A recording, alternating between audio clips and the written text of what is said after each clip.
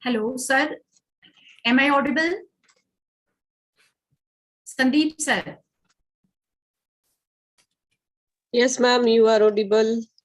So I need permission to start this convention.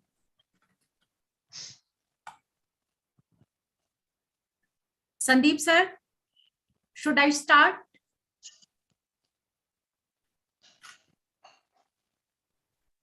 Yes, ma'am, yes. Okay, thank you so much, sir. Now I start. A very good evening. I, Dr. Anita Goswami, extend my warm welcome to all of you in this esteemed one-day multidisciplinary international convention on contemporary global challenges and opportunities, which has been organized by ICERT in collaboration with the Department of Defense Studies, Jyotiba Phule, Government College, Radaur, Haryana. Friends, being the organizing secretary of this convention, it is my pious duty to introduce the works and the motives of ICERT. ICERT is the abbreviation of International Council for Education, Research and Training.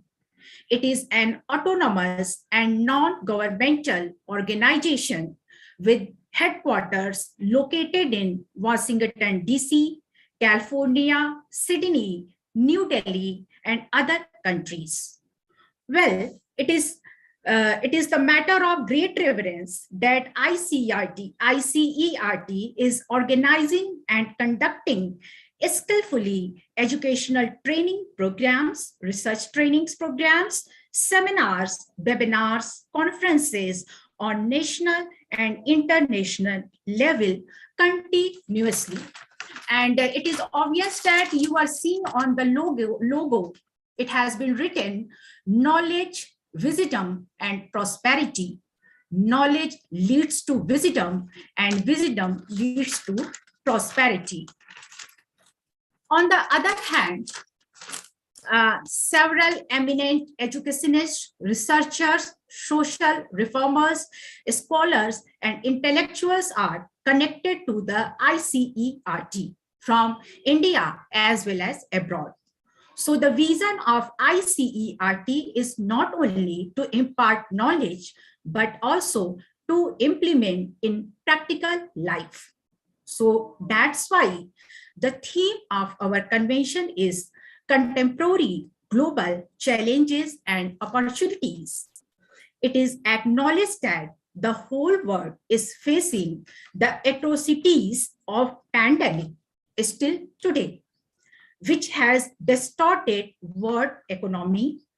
The atrocities of pandemic raised several social, economical, political, educational, and environmental global issues. So, to fulfill this purpose, we have invited a galaxy of intellectuals from India as well as abroad who will deliver their lectures on these issues and also put suggestions how to recover these global issues with the tool and dimensions of education. So, I once again welcome to all the dignitaries of ICERT, Chairman Sandeep sir, our delegates and the participants from India and abroad. So thank you so much, all of you, to be the part of this esteemed convention. And I hope that this journey will be very successful along with the galaxy of intellectuals. Thank you. So now I have given you a brief introduction of ICERT, as well as I try to elevate the purpose of our this convention. And this convention is very near to the contemporary issue. So now I would in this sequence, I would like to call Professor Taruna ma'am, Executive Director of ICERT, to deliver a welcome address. Thank you, Anita Goswami. Very good evening to all of you. Namaste, sabhi ko. The speaker today we have Dr. Taruna Malhotra. She is my very good friend, but today we are meeting on this platform as a guest. She is my guest. उनका introduction देना तो वैसे तो जैसे सूरज को दीपक दिखाने लायक के जैसे होगा, पर फिर भी कोशिश है कि कुछ मैं उनके बारे में बता पाऊं. उनके लिए एक कोट मैं डेडिकेट कर रही हूँ. Your smile is your logo. Your personality is your business card. How you leave others feeling after having an experience with you becomes your trademark. So I admire you. From the last 15 years, we know each other. She is born at Rohtak. She is a creative writer and a social thinker. Presently, she is working as a principal at Vash College of Education, Rohtak. She has many books, more than 50 articles and presentation on a great personalities of Indian subcontinent, including Mahatma Gandhi and Gautam Buddha, and also on various educational, cultural, and academic issues to her credit. Her creative work include Vision of Secondary Education in India in the context of 21st century, Contemporary India and Education, Gender, School, and Society. She has written in realm of teacher education related to secondary education, along with vastly contribution to the treasures of value education and gender issues. She has also her credit number of chapters contributed for edited books of repeated and research articles and papers for journals at international and national level. She has also presented and participated in more than 100 seminars, conference, webinar, and workshop as well. She has chaired many sessions and many platforms of national and international level. She has been associated with national and international academic, cultural, educational, peace and social bodies organizations like IATE, AIATE, the AITEA, and the AIAER, and moreover World Peace Movement Trust and Support for the Child. She has vast experience of teaching, more than I can say 15 years. For her excellence and achievement, she has been granted scholarship from time to time.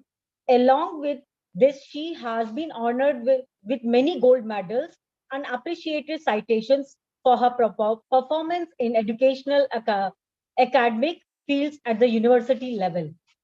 She has especially received a certificate of appreciation for services rendered to the colleges for vastly promoting cultural activities among the students during the various zonal festivals. She has been awarded appreciation letter for 2009, 2010, and 2014 respectively. She also received the award of honor in 2022 from the Vash Education Society for rendering her services with sincerity and dedication. This was the few points, and the list is very, very, very long. So without wasting time, I would like to invite Dr. Taruna Malhotra. Sandeep sir, may I invite or you will invite?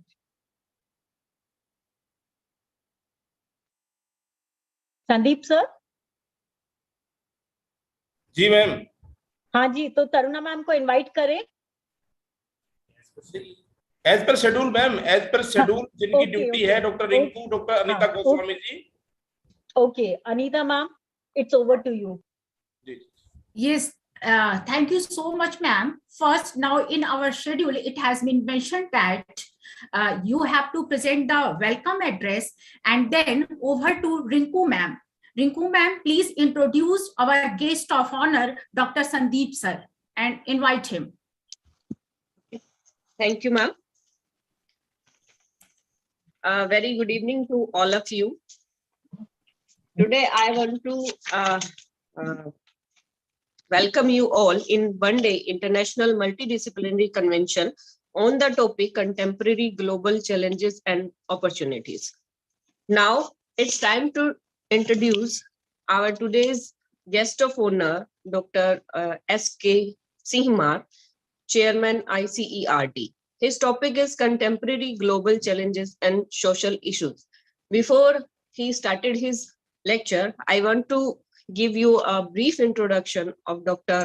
Sandeep Kumar. He did his BA with honors, MA Hindi, MA Journalism and Mass Communication, PhD Hindi, DLit, Doctor of Letters and Doctor of Literature.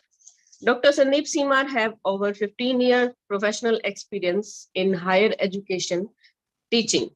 During this time, he is gained extension experience in teaching, editor in college magazine and editor in KUK University magazine Kalanidhi in 2001 and 2. He is working as resource person in UGC HRDC. Being a keen learning attitude, he has written and presenting many research papers on teaching methodology in schools, pre-primary school curriculums and school education. As an innovator, he is still doing research on various aspects of school and higher education.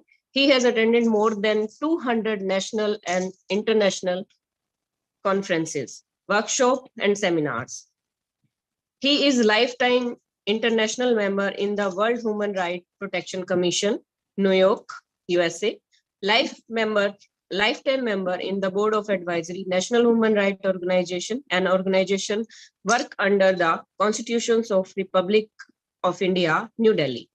He got many awards like Indian Glory Award, Outstanding Principal of the Year 2021, presented by IGA Kids Production, Mahatma Jyotiba Phule Fellowship National Award 2020 by Bharatiya Dalit Sahitya Academy in 36th National Conference held at Delhi on 13-14 March 21. Invited as guest of honor in felicitation program on International Women's Day organized by Himakshara Rashtriya Sahitya Parishad, Wardha. He is connected to various organizations, life member in Global Environment and Social Association, New Delhi, International American Council of Research and Development, and International Council for School Leaders. He has honored and awarded by International Felicitation by Confederation of Indian University, Indo-Global Education Excellence Award, Guru Drona Award, Best Principal Award, Teacher Innovation Award, Best Research Award, the Legend of the World Award, and the Social Achievement Award, International Nobel Ambassador Award, etc. Now, I invite Dr. Sandeep Kumar for his lecture. Please welcome, sir. Thank you, Dr. Rinku ji.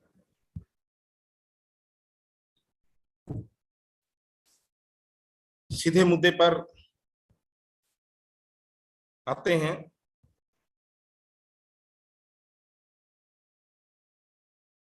सबसे पहले Jyotiba Phule government college Radaur Haryana में ICERT की पूरी team को मैं बधाई देता हूं कि जिन्होंने इतनी अच्छी कन्वेंशन आयोजित की। सफलता का पहला चरण कैंडिडेट जुड़ने से दिखाई दे रहा है कि विभिन्न प्लेटफॉर्म पर इतने कैंडिडेट जुड़े हुए हैं, जहां तक मैंने देखा है। तो मेरा आज का जो मुख्य मुद्दा है contemporary global challenges and social issues. कम समय में ज्यादा बात करने की कोशिश करते हैं। वर्तमान में पूरा विश्व कुछ चुनिंदा समस्याओं से घिरा हुआ है। क्योंकि आज की कन्वेंशन डिफेंस स्टडी डिपार्टमेंट से जुड़ी हुई है, तो हम डिफेंस से रिलेटेड ही बात करेंगे। चाहे 2019 में कोविड-19 वैश्विक महामारी के रूप में आया हो, या पर्यावरण संकट से हम जूझ रहे हैं वो चल रहा हो, या वैश्विक अशांति, इन्हीं तीनों मुख्य बिंदु पर मैं बात करूंगा। कोविड-19 पे सबसे पहले आते हैं। 2019 के वे बिल्कुल मनहूस दिन कहूंगा कि जब कोविड-19 कोरोना वायरस का आना हुआ, पूरा विश्व एक इस तरह से जकड़ लिया इस वायरस ने, जो आज तक भी हम उनकी मार झेल रहे हैं। और वर्तमान में तो मैं ये कहूंगा कि यदि हम किसी लापरवाही के शिकार हुए तो एक बार दोबारा फिर चौथी लहर की ओर कहीं न हम लौट जाएं, ऐसे कुछ निशान दिखाई दे रहे हैं। कोविड-19 कहने का बेशक एक नाम छोटा सा हो, लेकिन पूरे विश्व में करोड़ों लोग इस महामारी से प्रभावित हुए और कहीं ना कहीं या मैं सीधे तौर पर कहूं कि एक वैश्विक अशांति कोविड-19 के कारण हुई। जरूरी नहीं है जो सुरक्षा के मुद्दे, जहां पूरे विश्व की सुरक्षा के मुद्दे होते हैं, आंतरिक सुरक्षा या बाह्य सुरक्षा, आंतरिक सुरक्षा या बाह्य सुरक्षा किसी युद्ध से प्रभावित हो, कोई जरूरी नहीं है। एक महामारी भी अशांति पैदा करती है, जैसे कोविड-19 ने किया। आज भी लोगों के मन में एक भय है, विशेष तौर पर जब कोविड-19 का एक जिक्र आता है, जहां हेल्थ डिपार्टमेंट एक हेल्थ इश्यूज लोगों के सामने खड़े हो जाते हैं, उससे भी कहीं ज्यादा भूखमरी, लोग अपना पेट कैसे भरे, कैसे पालें, इसकी चिंता आ जाती है। और सबसे बड़ी चिंता शिक्षा का संकट, जो कोविड-19 के कारण उभर कर पूरे विश्व में सामने आया, वो सबसे बड़ी एक सोचने चिंतनीय बात है। कोविड-19 का असर जितना स्वास्थ्य पर है, उससे कहीं ज्यादा शिक्षा पर है। इसमें तो एक विश्व स्तरीय चिंतन हो रहा है और होना चाहिए, क्योंकि आज से हम 10 साल बाद या 15 साल बाद जब कभी देखेंगे तो एक ऐसी पीढ़ी हमारे समक्ष खड़ी होगी, इन 3 साल के दौरान जो बच्चे पढ़े, कि एक कम ज्ञान वाले बच्चे हमारे सामने होंगे। बेशक विश्व भर के देशों की सरकारों ने बिना परीक्षा के बच्चों को अगली कक्षा में प्रमोट कर दिया हो, लेकिन बच्चे ज्ञान से वंचित रहे।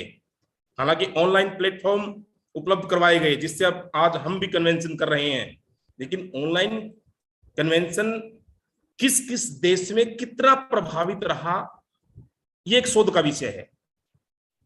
आज के बच्चों को, आज के स्कॉलर को इस विषय पर भी शोध करने की जरूरत है, क्योंकि हर देश इतने विकसित नहीं है। विकासशील देशों की तो यहां तक बात है कि इंटरनेट व्यवस्था 25% क्षेत्र में अभी तक पहुंच ही नहीं पाई है। तो जहां इंटरनेट व्यवस्था अब तक पहुंच नहीं पाई हो, तो वहां हम कैसे कल्पना कर सकते हैं कि ऑनलाइन प्लेटफॉर्म के माध्यम से एक शिक्षा मिल पाएगी। दूसरे विषय बात करते हैं पर्यावरण संकट। पर्यावरण संकट के बारे में भी कोई अछूता नहीं है मेरे ख्याल से। मौसम परिवर्तन आज सभी के सामने है। जिन दिनों में आज ये कन्वेंशन हम कर रहे हैं, हर देश के प्रतिभागी जुड़े हुए हैं, अपने अपने देश के मौसम पर एक नजर डाल करके देखें। जहां सर्दी का आज मौसम हो, तो वहां सर्दी पहले कितनी होती थी, आज कितनी होती है, वो देखें। और जहां गर्मी का मौसम है, वहां गर्मी पर भी एक नजर डाल करके देखें कि पहले गर्मी कितनी थी, आज गर्मी कितनी है। जलवायु परिवर्तन, ग्लोबलाइजेशन सबसे बड़ी वजह है। संयुक्त राष्ट्र महासभा 2019 में जब एक मंथन किया था कि 3 मुख्य चुनौतियां होंगी विश्व के सामने, एक सुरक्षा की, एक भूखमरी कैसे मिटे, और तीसरी जलवायु परिवर्तन। इनको एक सुरक्षा के मुद्दे के साथ जोड़ करके संयुक्त राष्ट्र महासभा ने देखा था, और जो वर्तमान के दौर में बिल्कुल सटीक बैठती है। लेकिन इसका समाधान कैसे हो, इस पर अभी भी मंथन ही चल रहा है। सटीक कोई उपाय किसी के पास भी देखने को अभी तक भी नहीं मिल रहा। तो पर्यावरण संकट के लिए हम खुद जिम्मेदार हैं। किसी भी देश की सरकार को ये दोष देना या विश्व स्तरीय किसी भी संस्था को दोष देना एक छोटी बात होगी। हम सभी जिम्मेदार हैं, क्योंकि हम सभी यदि चाहें तो पर्यावरण संकट को आगे बढ़ने से रोका जा सकता है। नहीं तो वो दिन दूर नहीं है जब मौसम बिल्कुल परिवर्तनशील होगा, और परिवर्तनशील इतना परिवर्तन हो चुका होगा कि जहां गर्मी थी वहां सर्दी होगी, सर्दी थी वहां बर्फ होगी, सब कुछ गड़बड़ा जाएगा। और तीसरी, यदि आज के विषय में हम बात करें, डिफेंस स्टडी का विषय है वैश्विक अशांति। वैश्विक अशांति आज सभी के सामने है, चाहे वो कोविड-19 के कारण हो, चाहे वो पर्यावरण संकट के कारण हो, और सबसे बड़ा आज जो एक वैश्विक चिंतन का जो विषय चल रहा है, जिसके कारण आम प्रजा, पूरे विश्व की प्रजा एक भयभीत है, रूस यूक्रेन युद्ध। अब इस तरह के मंच से बोलना एक बिल्कुल आसान सी बात है, लेकिन इस तरह के युद्ध रुके कैसे, ये एक बड़ी बात है। सबसे बड़ी चिंता की बात ये है, चिंता की बात ये नहीं है कि रसिया ने यूक्रेन पर युद्ध क्यों किया। चिंता की बात यह है कि इस युद्ध को रोकने के लिए जो एक विश्व स्तरीय संस्थाएं हैं वे मौन हैं। यह सबसे बड़ी बात, एक चिंता की बात है। रूस यूक्रेन युद्ध यदि इसी तरह चलता रहा, ये मेरा मानना है, तो वो दिन दूर नहीं है जब तीसरा विश्व युद्ध की ओर पूरा विश्व आगे बढ़ेगा, और मेरी ख्याल से बढ़ भी रहा है। तो ये वैश्विक अशांति की सबसे बड़ी बात है कि वैश्विक अशांति कभी भी नहीं होनी चाहिए। हिंदी का विद्यार्थी रहा हूं, सूरदास के एक पंक्ति में आता है, असली राज धर्म तो यह सूर जहां प्रजा ने जाई सताए, कि किसी भी देश की प्रजा को सताया जाना सबसे बड़ा पाप माना गया है, चाहे वो रूस की ओर से किया जा रहा हो, चाहे वो यूक्रेन की तरफ से किया जा रहा हो, चाहे वो किसी भी देश के द्वारा दूसरे देश की प्रजा को सताने की बात कही गई हो। वर्तमान में इस विषय पर विश्व मानवाधिकार आयोग जैसी संस्थाओं को, संयुक्त राष्ट्र सभा यूएन जैसी संस्थाओं को आगे आकर के इस वैश्विक अशांति को शांत करने का काम करना चाहिए। नहीं तो किसी देश की आंतरिक और बाह्य सुरक्षा में सेंध लगना एक छोटी सी बात है। 2019 में जब संयुक्त राष्ट्र महासभा की जब बैठक चल रही थी, तब यह चिंतन किया गया था कि हिंसक संघर्ष से लाखों जानों को खतरा होता है और रिकॉर्ड संख्या में लोगों का विस्थापन के लिए मजबूर होना पड़ता है। गरीबी खत्म करने से हम अभी बहुत दूर हैं और भूखमरी फिर से बढ़ रही है, असमानता बढ़ती जाती है, जलवायु संकट कहर बरपा रहा है। यही तीनों बात आज भी हैं। जिन विषयों पर चिंतन 2019 में हुआ था, वही विषय मुख्य के मुख्य बिंदु आज भी हैं। आज भी जलवायु परिवर्तन है, आज भी हिंसक संघर्ष जारी है रूस यूक्रेन युद्ध के दौरान, और आज भी भूखमरी जैसी समस्या है।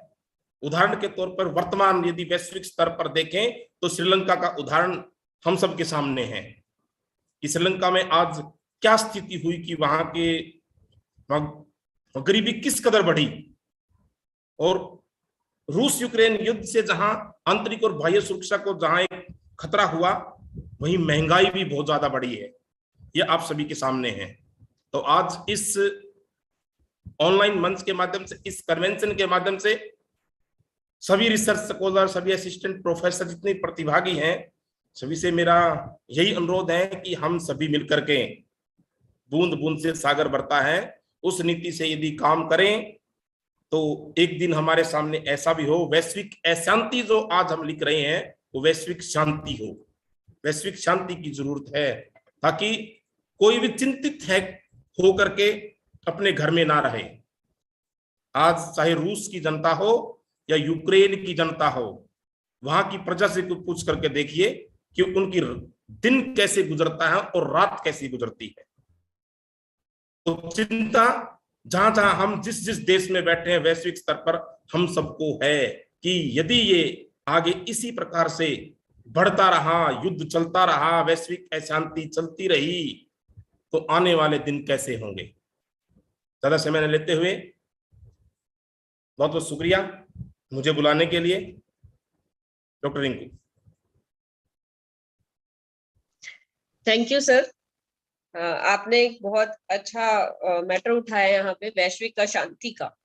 और रूस यूक्रेन युद्ध के बारे में हम सभी जानते हैं, और जलवायु परिवर्तन उसकी वजह से भी ज्यादा हो रहा है, या मौसम गर्म हो रहा है क्योंकि वहां पे हथियारों का प्रयोग किया जा रहा है। अब मुद्दा ये है कि उनके बीच में मध्यस्थता कौन करे। मध्यस्थता कोई करने को तैयार नहीं है, और यही एक रीजन है कि वहां पर युद्ध लगातार चल रहा है। तो ज्यादा समय मैं भी ना लेते हुए मैं आपका धन्यवाद करती हूँ सर, कि आपने कार्यक्रम की शुरुआत की और बहुत अच्छी शुरुआत की। अब मैं वेलकम सर। अब मैं अनीता मैडम को आगे के लिए इनवाइट करना चाहती हूँ। Over to you ma'am. Thank you, Rinku ma'am, and I'm very thankful to Dr. Sandeep sir. Sandeep sir, I listened you, और आपने बहुत संक्षिप्त में बहुत ही गंभीर समस्याओं पर विचार और विमर्श किया है, और मैं यह कहने के लिए बाध्य हो गई हूँ कि PB Shelley has said he is a great poet in English literature. उन्होंने कहा है nature is preserver as well as nature is destroyer. जब प्रकृति हमें बर्बाद करने पर आती है तो हमें कोई भी शक्ति नहीं बचा सकती है। और ये जो पैंडेमिक है ये अपने आप में ही एक थर्ड वर्ल्ड वार है। सो हम क्यों लड़ रहे हैं, किस लिए लड़ रहे हैं? Starvation, migration, unemployment, climate change, physical and psychological traumatic situations. We have already suffered. Still, we are in habit of war. We are snatching the peace of one country to another country. So, thank you so much, sir. और आप जब भी convention करते हैं, conference करते हैं, तो बिल्कुल कंटेम्प्रोरी इश्यूज पर करते हैं। और जितने भी हमारे डेलीगेट्स हैं, तो चाहे वो मलेशिया से हो, चाहे वो सूडान से हो, भूटान से, all over world including India, they must be benefited, और उन्हें बहुत ही अच्छा लगेगा। So in this sequence now friends, this is the time to call upon our next guest speaker. So friends, I will call my next speaker with this quotation of Nelson Mandela. He has said, education is the most powerful weapon which can use to change the world. So today I would like to introduce our most awaited and invited guest speaker, Dr. Pushpanjali Singh. Ma'am, you have been connected to us.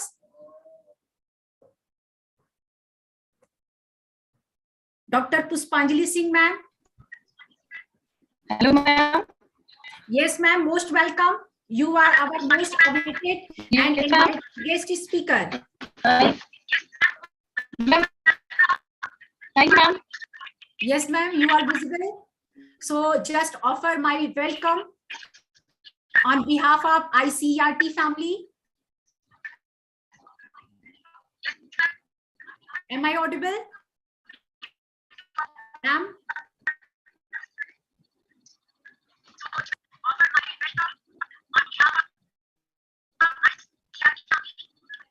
Hello? Yes, ma'am, you are audible. Am I audible? Yes, yes, you are visible as well as audible. हम आपको सुन भी रहे हैं, आपको देख भी रहे हैं. So now our most awaited. Thank you so much, ma'am. Okay, ma'am. So our most awaited and invited guest speaker, Dr. Pushpanjali Singh, Assistant Professor, Humbo University, Utopia. Now, when I saw the biodata of ma'am, I was surprised. So many achievements. और मुझे समझ में नहीं आ रहा था कि मैं क्या क्या पढ़ूं, मैं क्या क्या छोड़ूं, क्या क्या पढ़ूं. But now in nutshell, I would like to elaborate her achievements of the life. Dr. Pushpanjali has been a great worshipper of Ma Saraswati, born in UP with good academic records, serving more than 15 years in teaching field. She is expertise in chemical kinetics and applied chemistry. Besides teaching, she is a good administrator, researcher, and educationist. She has several national, international publications with patent and scientific inventions. So I would like to invite ma'am to deliver her lecture on education, technology, and its function in 21st century teaching, learning, pedagogy. So, ma'am, it is my humble request, please deliver your lecture so that all the participants as well as we can be benefited to your motivational lecture and the role of education to remove the hurdles of our global issues. Please, ma'am.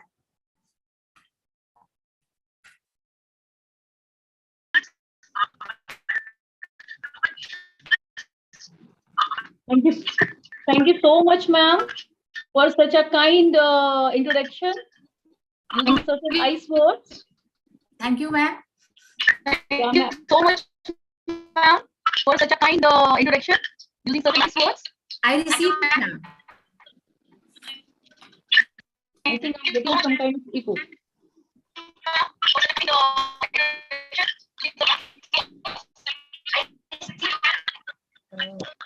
Ma'am, voice is not clear, ma'am. Very, very, very, very. Just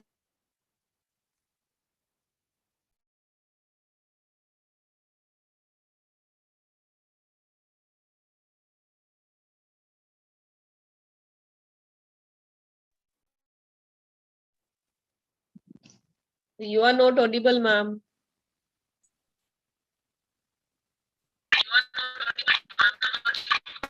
Now, ma'am, is it? There is slight sound, ma'am. I think that kind of echo is coming, ma'am.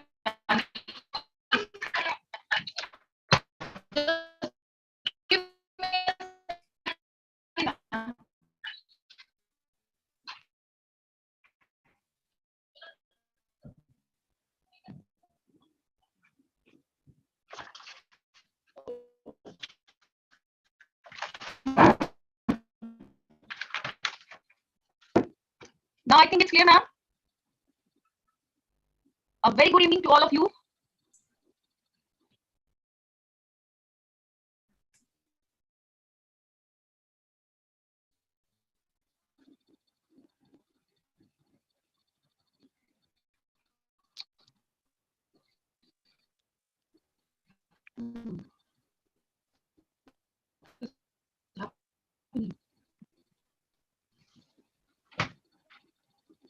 Hello. Any network issue, ma'am? I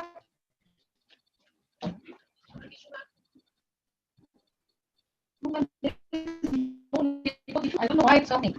Just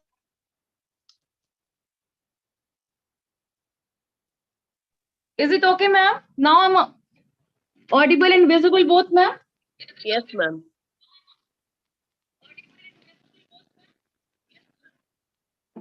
Okay.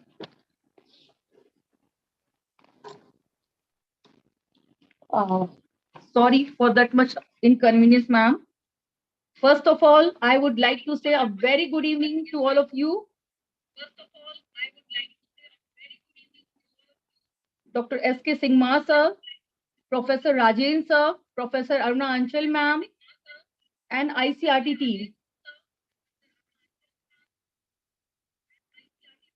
I, Dr. Pushpanjali Singh, congratulating the ICRT team for organizing such a multidisciplinary convention. I'm honored that they have invited me to speak here today on the education technology.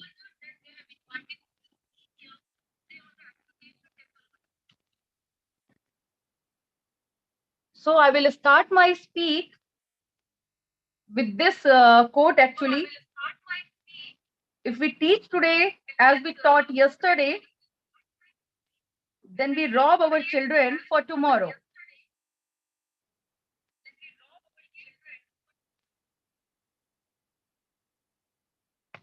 So let me share my screen, ma'am.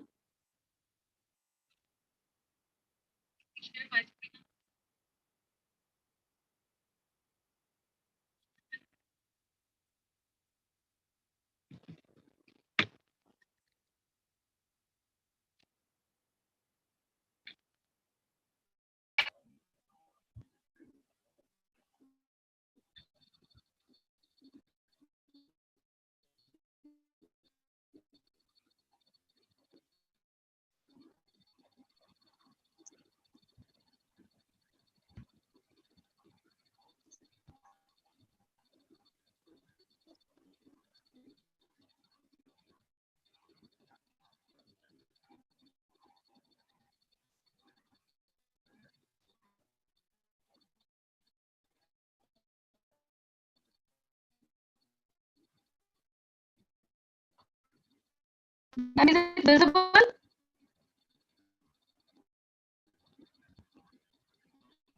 No, ma'am, your voice is also not clear.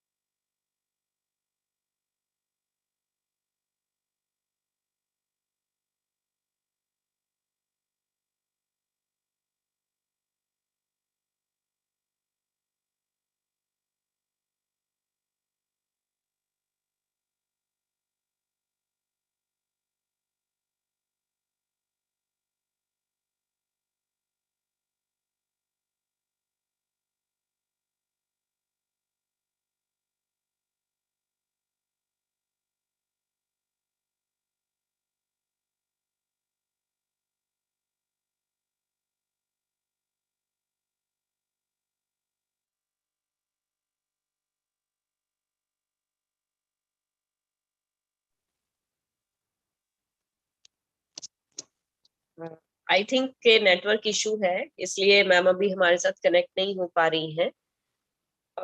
तो मैं doctor Rinku Sharma, assistant professor defence studies department, Jyotiba Phule government college Radaur, Yamunanagar से हूँ। तब तक ma'am हमसे जुड़ती हैं, हम डिफेंस के बारे में थोड़ी सी बात कर लेते हैं कि हमारा कॉलेज अभी 3 साल पहले ही बना है और यमुनानगर में डिफेंस स्टडीज सिर्फ मेरे ही कॉलेज में है और बाकी किसी भी कॉलेज में अवेलेबल नहीं। रक्षा अध्ययन जैसे कि हम जानते हैं डिफेंस के बारे में है सारा कुछ इसमें, और हम बच्चों को पढ़ाते हैं कि डिफेंस के बारे में नॉलेज लेना क्यों जरूरी होता है। डिफेंस स्टडीज सबके लिए कंपलसरी होनी चाहिए, क्योंकि जैसे जैसे आगे एनवायरनमेंट बदल रहा है, हमारा देश रक्षा के ऊपर बहुत सारा पैसा, बहुत सारा बजट खर्च कर रहा है। और ये बजट क्यों खर्च हो रहा है, हमारे आसपास का एनवायरनमेंट कैसा है, क्या भारत के पड़ोसी देश उसके मित्र हैं या उसके शत्रु हैं, तो इन सब के बारे में सबको नॉलेज होनी चाहिए। हम सब हिस्ट्री पढ़ते हैं, पॉलिटिकल पढ़ते हैं, फिजिकल एजुकेशन पढ़ते हैं, तो रक्षा भी जरूरी एक सब्जेक्ट है। जैसा कि हम सब जानते हैं कि इस समय स्ट्रेटजिक एनवायरनमेंट क्या चल रहा है। भारत को अगर हम देखें तो साउथ एशिया में भारत के जो मित्र राष्ट्र हैं, उनमें से 2 राष्ट्र ऐसे हैं जो जिनकी सीमा भारत को लगती है और वो भारत के मित्र राष्ट्र होते हुए भी मित्र नहीं। पाकिस्तान को हम सभी जानते हैं, चाइना को हम सभी जानते हैं, और भारत के रक्षा बजट के बढ़ने का यही एकमात्र कारण है कि भारत अपना रक्षा बजट एवरी टाइम बढ़ाता है, क्योंकि चीन के पास टेक्नोलॉजी की कमी नहीं है। पाकिस्तान चीन की शरण में है तो पाकिस्तान के पास भी बिना कुछ बनाए हुए हथियार पहुंच जाते हैं। हमारी जो सीमाएं उनके साथ लगती हैं, सियाचिन ग्लेशियर है, हमारा बॉर्डर डिस्प्यूट चल रहा है, तो हमें इन चीजों के बारे में डीपली स्टडी करने की जरूरत है। अभी सर ने जैसे कहा कि रूस यूक्रेन का युद्ध चल रहा है, अब भारत साइलेंट मोड पर है, वो ना ही तो रूस की बुराई कर रहा है, ना ही वो ये कह रहा है कि मैं यूक्रेन के साथ जाऊं। तो यूएनओ में उनको प्रेशराइज भी किया जाता है कि आप आलोचना कीजिए रूस की या आप यूक्रेन के पक्ष में बोलिए। लेकिन जैसा हम सब जानते हैं कि रूस भारत का उस समय से मित्र है जिस समय भारत आजाद हुआ था। 1962 का वार, 1965 का वार, 71 का, 99 का, हम सभी जानते हैं कि रूस भारत के साथ हमेशा ही खड़ा रहा है। अभी रिसेंटली अगर हम बात करें तो रूस ने भारत को बहुत सस्ते दामों पर तेल दिया है। हम सबसे ज्यादा हथियार रूस से खरीदते हैं। तो नेचुरल सी बात है कि भारत को बाय डिफॉल्ट रूस के साथ खड़ा होना चाहिए था, लेकिन डिप्लोमेटिकली भारत जो स्टेप उठा रहा है उसके लिए, जैसे कि गुटनिरपेक्ष भारत हमेशा से रहा है, उसने किसी भी गुट को कभी नहीं अपनाया, तो आज भी भारत उसी सिचुएशन को फॉलो कर रहा है, अपने उसी टारगेट को फॉलो कर रहा है। तो इसका रीजन ये है कि पिछले लॉकडाउन में अगर हम देखें, कोरोना काल में अगर हम देखें 10 साल के पिछला इतिहास, तो भारत के संबंध अमेरिका के साथ बहुत अच्छे हुए, जो कि पहले नहीं थे। स्टार्टिंग में जब हम देखते थे कि पाकिस्तान अमेरिका से हेल्प लेता था और अमेरिका पाकिस्तान को हेल्प देता था, लेकिन जब से बराक ओबामा आए, उन्होंने भारत की तरफ अपना स्ट्रेटजिक रुख बदला, भारत की विजिट की, भारत से अपने अच्छे संबंध स्थापित किए, और उन 10 साल के संबंधों में भारत रूस जैसे दोस्त को नहीं खोएगा। हालांकि भारत अमेरिका के साथ भी चल रहा है, वो रूस के साथ भी चल रहा है, यूक्रेन में भी उसके 20,000 स्टूडेंट्स पढ़ते थे, उनको भी वहां से बाहर निकाला है। तो आई थिंक भारत जो डिप्लोमेटिक वे में अपने आप को प्रेजेंट कर रहा है वो बहुत अच्छा है। तो मेरी तरफ से डिफेंस स्टडीज के बारे में इतना ही था। Thank you. Thank you Rinku ma'am. मुझे लग रहा है कि डॉक्टर पुष्पांजलि ma'am Audible. Hello, ma'am. Yes Ma'am, पुष्पांजलि ma'am. ma'am, is it possible that without screenplay, shall I speak all the things about the technology? Of course, welcome, ma'am. We are born teacher, and we have to explain ourselves without any technology. So you are most welcome, and please, we are eager to listen you. Please, ma'am, start. Yeah, ma'am, because I'm going to speak about the technology, but I think because of few technical problem, I'm getting some Yes, of problem, course. but I can speak well on that. So This is the. let me start. Please. Yes, ma'am. Please start. Okay, then everyone, just I'm going to speak on the technology. As we know, if we teach today as we taught yesterday, then we rob our children for tomorrow. With this quote, I will start my speak on this, given the topic on the technology, education technology and its function in 21st century teaching learning pedagogy. So first of all, we all knows that without technology now we cannot survive even. See, this the best example that I'm suffering this time actually. So all the school and colleges have introduced the technology as the integral part of their education. So the use of technology has therefore become the important for today's learners because it offers an opportunity to learn them as faster pace as they they would if they are not using such a tools and programs. So first, I would like to I would like to explain what is actually education technology. So education technology is nothing. It's a field of a study that investigates the process of analyzing, designing, developing, implementing, and evaluating the instructional environment, learning materials, learners, and learning process in order to improve the teaching and learning. So this is called technology. In a very simple way, if we are using any kind of a software or hardware to explain in the education system, that will come under the education technology. So what is the nature of education technology? So actually the basic nature of education technology is a science. Education technology continues as a dynamic, progressive and effect producing process. So this is education technology and the nature of education technology. Mainly we will come on the what is the objective of education technology.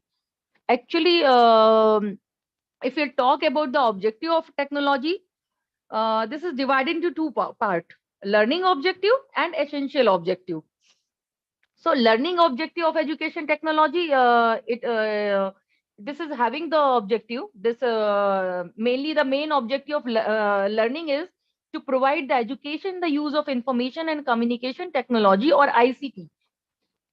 The second, to encourage the higher level thinking and creativity through ICT, to promote computer-based education resources, or to make the students aware of information technology. And the main, we can also say this is also the learning objective to deliver a student with the learning experience and instruction technology. These all are the learning objective of technology, educational technology. Then the second classification of education technology is it's a essential objective of education technology. The essential objective of education technology is again divided into two parts, at a macro level and micro level. So what is a macro level objective of education technology? In this, we will identify the educational requirement and desires of community.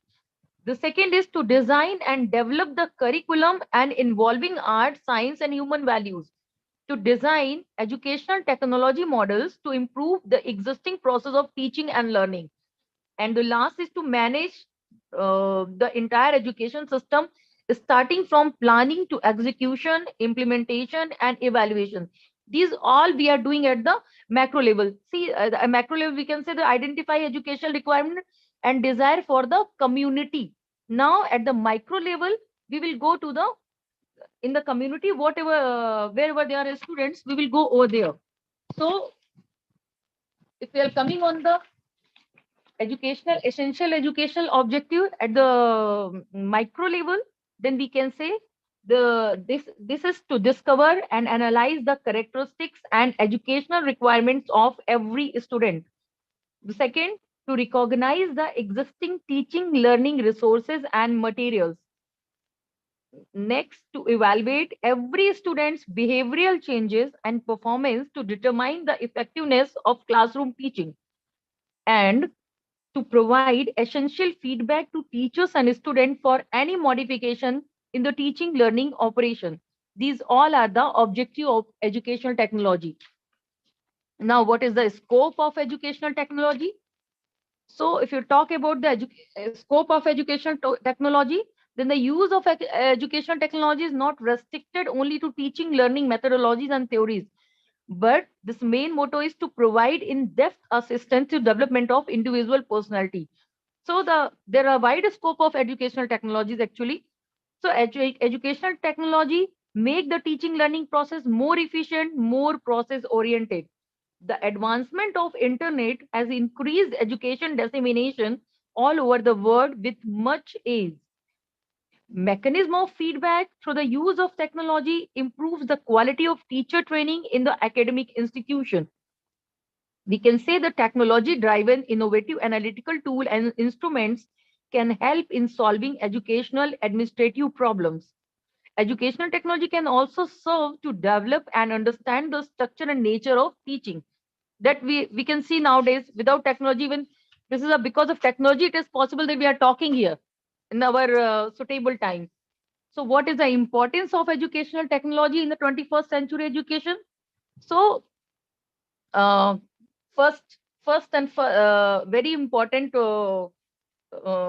is the use is increased communication and collaboration, because due to the technology in the 21st century classroom, not only can teacher can engage with the students during lesson, but student can also communicate with each other.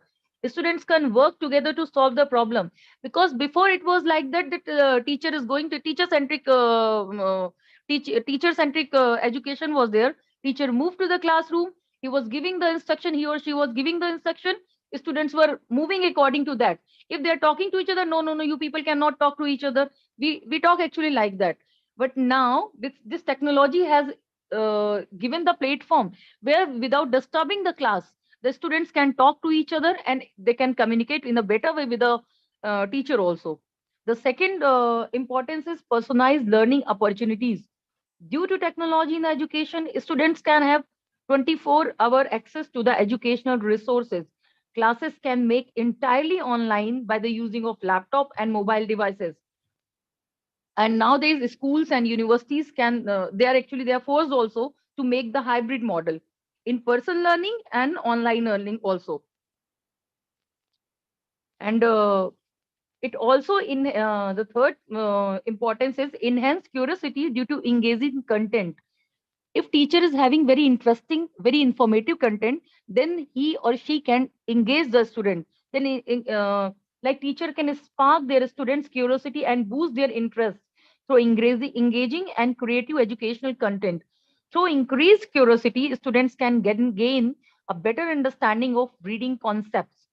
Using technology, students can include videos, when submitting their assignments and can interact with the students across the globe, all over the world. The fourth importance is improve teacher efficiency and productivity. Because the technology, of course, has benefited us also. Teachers can use the technology to achieve new level of productivity by use of digital tools to expand learning opportunities for the students. The right technology enable the teacher to improve their instruction method and provide personalized training.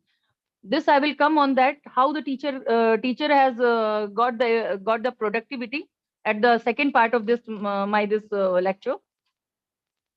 The transform classroom and experience. The use of technology in 21st century education can transform the classroom experience from a classic teacher centered one into student centered experience. Means in the nowadays, in transform classroom experience, the teacher role will be as a guide, because the student will interact with the teacher and teacher will guide. No, you have to move like that, you have to think like that, how to improve the critical thinking in their learner. So teacher role will not be like administrative. He or she will work as a guide to improve the learner's quality. Now this is also the importance ability to provide differentiated instruction. So differentiate, because we know they're always different. We all are teachers, so we know in the all the classroom different capability students are there. They all have a different learning abilities actually.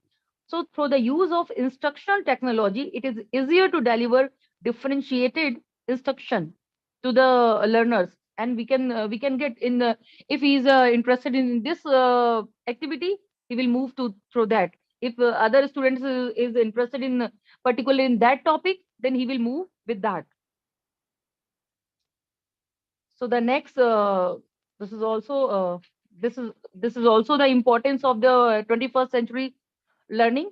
Preparation of future academic professionals experience. It is vitally important that students use tool and right technology during the school years to prepare them for the future academic and professional experiences.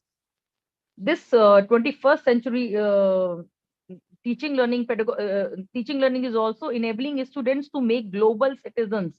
Technology in 21st century education classroom exposes teachers and students to new online global communities. It extended learning beyond the textbook, beyond the classroom's wall. They can access, they can learn as their age. Now, actually, I divided, I cannot show the PPT. That's why I'm unable to show it. Actually, my content I have divided into two parts. First, what is education technology? What is the scope of educational technology? What is the objective of educational technology? Now, the second part is teaching, learning, pedagogy. At my topic is, so I'm just moving to the second part, teaching, learning, pedagogy. So what is actually pedagogy? Why this term came? So in a very simple way, and means we can use this, the teaching methodology. The method of teaching is called pedagogy, or we can define it how the teacher delivers the curriculum to the class. That is called pedagogy. So in a simple way, teaching method is called pedagogy. Why the pedagogy is important for the teachers? So why it is important? Because it allow them to understand how different students learn, so they can tailor their lesson to suit their learners' need. Because of the pedagogy, a well-developed pedagogy helps in impart education to the students by using range of learning style. Means use by using different kind of learning pedagogy, which enables learners to develop a deeper and more meaningful understanding of particular subject. Because for the, if we talk about the teaching learning pedagogy or teaching learning method, then Bloom taxonomy, we all teachers know about the Bloom taxonomy. Actually, Bloom taxonomy is nothing, it's a set of three hierarchical model used for the classification of educational learning objectives into level of complexity and specificity. You know, we all knows that Professor Benjamin Bloom, he has proposed the taxonomy for the learning in 1956, which is divided into educational objective into three domains: affective domains, psychomotor, and cognitive. So as per him, there are three main domains are there, which is deciding the educational learning objective. So what is a cognitive domain? Cognitive domain is a nothing. It's a mental skill or knowledge. What knowledge or what skill you are getting, that is coming under the cognitive domain. The second is a affective domain. What is a affective domain?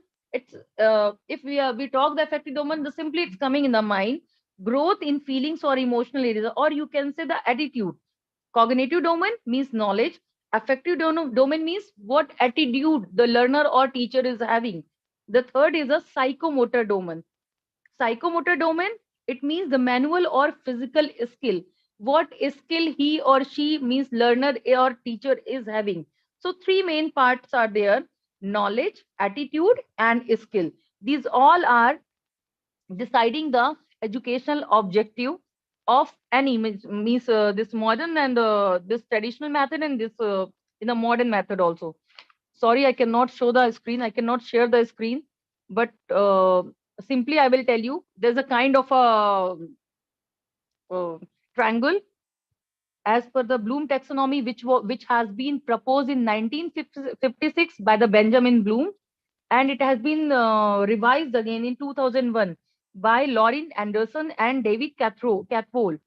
So in the Bloom taxonomy, which has been derived in 1956, it was there that the bottom there was knowledge, then comprehension, then application, then analysis, then synthesis, and at the top evaluation. Means at the bottom there is a knowledge, and at the top there is a evaluation. So knowledge, that is coming under the cognitive skill. Then comprehension means what learner is understanding. Then it is coming, we are going to upward direction, if you can imagine please. The knowledge means this cognitive skill, then comprehension, then application, whatever he or she has gained, that he will apply. Then he will analyze, okay, that I got. Then after analysis, what is coming? Then he will synthesize some kind of a okay, after the analysis, what is coming? Some kind of a composing, imagination, modification, prediction will be there. That is called synthesis. And at the top, he will evaluate. He will assess the theories, compare the ideas, evaluate the outcome. Okay, this is this. Means before, because the learning was teacher centric, so he is giving the knowledge, and the teacher was giving the knowledge, and learner was getting the knowledge, and at the end he or she was evaluating. Simply evaluate and giving the kind of a rating, kind of a means at the end the teacher was evaluating and giving the, this is a solving problem, judging, recommending, and rating and all. That's all. But the Bloom taxonomy, which has been revised in 2001 by the Anderson and David Cattrall, as per that, the start is not knowledge. At the bottom, that is a remembrance. Means how much the student or learner is carrying when teacher is teaching them.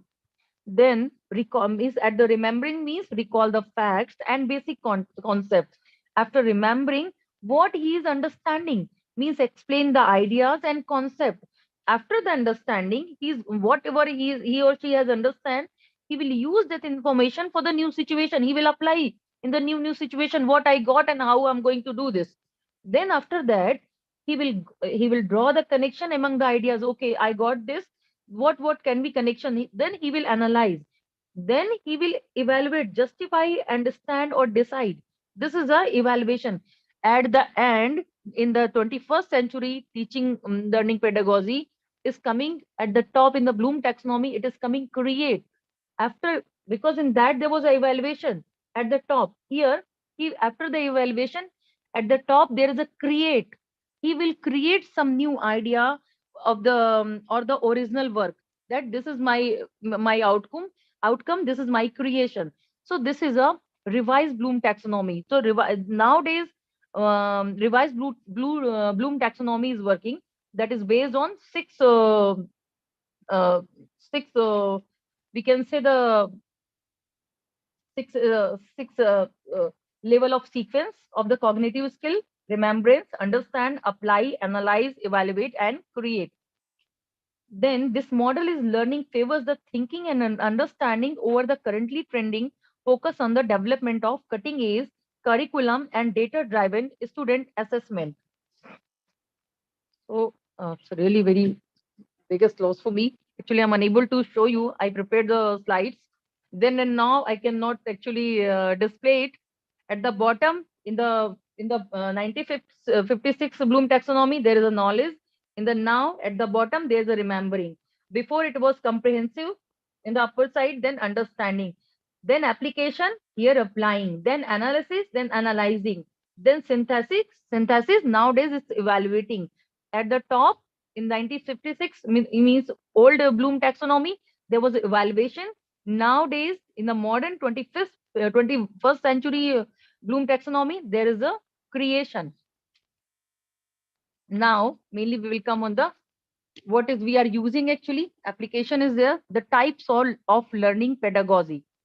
So the learning pedagogy in the this that has been classified in the several parts, several type of learnings. The first is asynchronous learning. Asynchronous learning is a nothing. In this classes or coursework or lesson are pre-recorded and students can consume educational material on self-paced schedule. Whenever they want to learn, they can learn. That is called asynchronous learning. In this, what is happening? Everything will be pre-recorded. Whenever they want to see in 24 hours, they can anytime they can open, they can see. So asynchronous for the asynchronous learning. Now what is including this all? LMS. You people have learned that that's a LMS, learning management system. This is nothing, it's an online integrated software that is used to create and delivering and reporting the educational courses. Then self-paced module. They are the modules in which you can learn your own time and own schedule. Online practices quiz, pre-recorded lessons, webinars, lectures, and conferences. These all are coming under the asynchronous learning. The second type of learning is synchronous learning. Synchronous learning means what we are doing this time actually. It may include the classes or kind of a conference in which all the students and their teachers or all the participants are online at the same time. That is called synchronous learning. Unlike the online classes where the students attend at their own pace and the teachers are delivering and recording at the other time. Now, the third kind of a learning is a blended learning. Blended learning is a nothing, it's a hybrid learning. In this refer to the course of a study that combines online and live and in-person learning. Means online, we know that in that material is there, we can access anytime. Live, like we are live the same time, and in-person means offline learning. Then it's coming content management system, CMS. What is a CMS? It is software that lets user create, publish, and share online contents. Colleges and universities that publish online content might post assignments or reading material using CMS as a backbone of their website. Then the next type of learning is a distance learning. That we know distance learning we are using from the very long time. It refers to the students who can take courses without physically sitting in the classroom on campus where courses are being taught. Distance learning can take the form of hybrid learning. Then educational technology. On that topic, I'm actually speaking. So that is also coming in the part of teaching learning pedagogy type of teaching learning. Education technology, it's a nothing, it's a classification of technology that is used to promote the access education. This can encompass software, hardware, and other related items that helps students and teachers gain more from their classroom experiences. Actually, all the technology, we cannot say educational technology because radio, television, and a lot many other type of technologies are there that we sometime we are using, sometime not. So what technology we will use for the education purpose, that will come under the educational technology. Then ICT is the use of information and communication technology for the educational purpose. The example of ICT is the cloud-based learning, software, apps, blogs, and discussion boards, etc. Now, flipped classroom. Nowadays, we are keep listening the flipped classroom. The flipped classroom is nothing. Actually, it's a educational model that changes the traditional learning method by having students complete their work in the complete their homework in the class with the teacher present.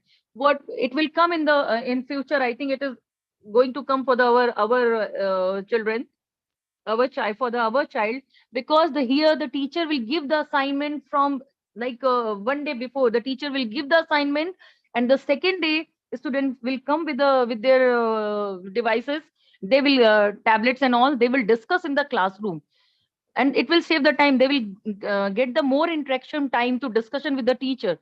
So this is coming under the flipped classroom, means they will do the homework in the class with the teacher. That is a flipped classroom. Then massive open online courses, MOOCs. It is a course that is intended to have a many virtual participants as possible, um, work with their teacher. Virtual classroom, it's a online video conferencing room where students are attending virtual class, learn and ask questions. A virtual classroom lets everyone hear or see the others that are there and answer questions come with them. Now, examples of educational technology tool. Actually, it will come on that educational quality market tool.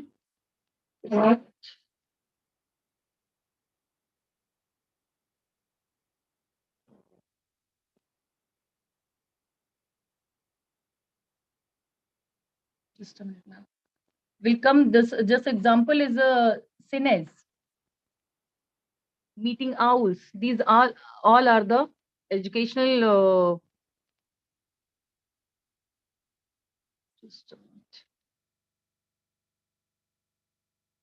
Like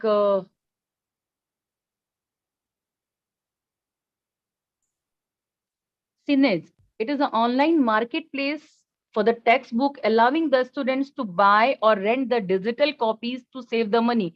Now they will not buy hard copies. They can buy the book online, ebook, and they can save their money. The site also has tutorials, online teaching, and practice problem for the students to work on. Then the Google Classroom. We all knows about the Google Classroom. They can use the Google Classroom to organize assignments and create collaborative online learning environment for the students. It's an all-in-one online tool where educator can create classes, distribute and grade assignments, provide feedback, and connect with the students. Then Kahoot. It is actually quiz game. The teachers are using this also, that can be created by teachers and answer by students about any topic they want. Students answer the questions together and win points for the more answers they get correct. It's fun way to get students learning in format they are interested in. Then the next tool is Meeting Owl. It is a video conferencing camera for the classroom that enables hybrid collaboration of the students and teacher. The Meeting Owl turns any classroom environment into hybrid classroom with its unique 360-degree camera that can capture audio and video from everyone in the room. Flipgrid, this is very commonly used nowadays. In this, in the Flipgrid, actually the teacher is creating the kind of a grid. It's this is a actually uh, this is a platform where teacher can create a kind of a video discussion. It is providing actually video discussion. Teacher is creating the kind of a grid.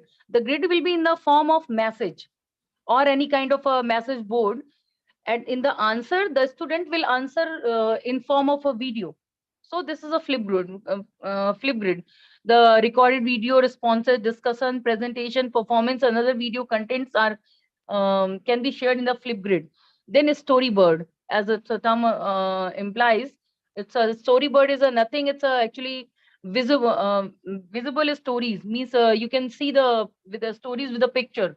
Lot of videos are present. This is actually used for the kids. And the YouTube, the everybody we all knows that about the YouTube, means all the things whatever we are recording we are posting on the YouTube. So that's all. Thank you so much. Thank you so much, ma'am. Thank you, The way you ma'am. Yes, ma'am. Dr. Pushpanjali Singh, ma'am. Yes, Now, the ma'am. way your lecture is very innovative and interactive for the students as well as the researchers and the scholars and the teachers from India as well as abroad. Now I can say that कि in your lecture आपने बताया teacher के भी बारे में आपने बताया कि what is the role of a teacher. I can say Yes, that ma'am. teacher is the center of light who illuminates several lamps at the same time. On the other Yes. hand, you have also discussed on NEP 2020 teacher आज की जो education है वो student oriented हो गई है. Second hand आपने technology के भी बारे में बताया कि learning is never ending process and we can learn with the help of the books as well as the technology. So ma'am, it is the we are restricted with the time, but I welcome you again, and your lecture was very, we can say that it is very full of knowledge, and I offer my thanks to be the part of our prestigious convention. Thank you so much, ma'am. Thank you so much, ma'am, and sorry for inconvenience. I don't know what happened. Actually, everything was ready, but I don't know what actually happened. It happens, and you can say that science is a good servant but a bad master. So still we cannot deny the importance of man-made knowledge. मनुष्य के ज्ञान का ma'am कोई भी जो है वो विकल्प नहीं है हमारे साथ. So thank you so much. और बहुत ही अच्छा आपने बताया. मुझे ये लग रहा है कि मुझे मतलब आपकी क्लास में होना चाहिए, जिस इंटरेस्ट के साथ मतलब आपने टीचिंग लर्निंग पेडागोजी को बताया है. Thank you so much. Now it is the time of our second session. So I want to I need permission of our chairman, sir. Please permit to start our next session. Yes, ma'am. Okay, thank you so much, sir. And now friends, we can say that अब ये जो हमारा सत्र शुरू हो रहा है, तो अतिथि देवो भव की परंपरा मैं निभाती हूँ. और अब मैं आपको एक ऐसे, हम काफी देर से, क्योंकि टाइम भी हमारे पास कम है, रिस्ट्रिक्टेड है, लेकिन friends, I am going to introduce you with a multi dimensional personality. Luckily, he is our guest of honor, Professor Rajendra Kumar, sir, Associate Professor of History and Head of Department and Principal in Jyotiba Phule Government College, Radaur. Sir के बारे में मैं कहना चाहूंगी कि he is an efficient orator on social issues, veteran, having more than 20 years teaching experience, numerous publications, expertise in feminism. So I would like to invite sir, please, we are eager to listen you. हम काफी देर से प्रतीक्षा कर रहे हैं कि आप हमें कुछ बताइए, कुछ समझाइए, और जो टॉपिक आपका है वो आपका टॉपिक, जिस विषय पर आज आप विचार और विमर्श करने जा रहे हैं, that is the topic on contemporary challenges and opportunities in education, research and innovation. So sir, मैं सादर आपको आमंत्रित करती हूँ, और प्लीज आप अगर हम लोगों से जुड़ चुके हो तो हम आपको सुनना चाहते हैं. और प्लीज सर.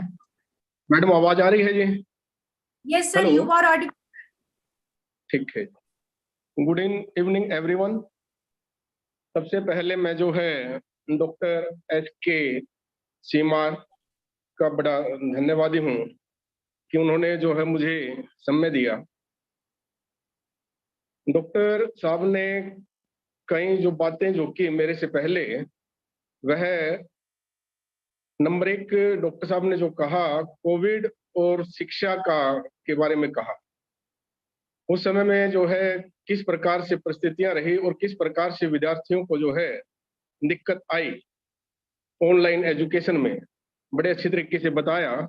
और सेकंड जो है यूक्रेन और रूस के युद्ध के बारे में बताया.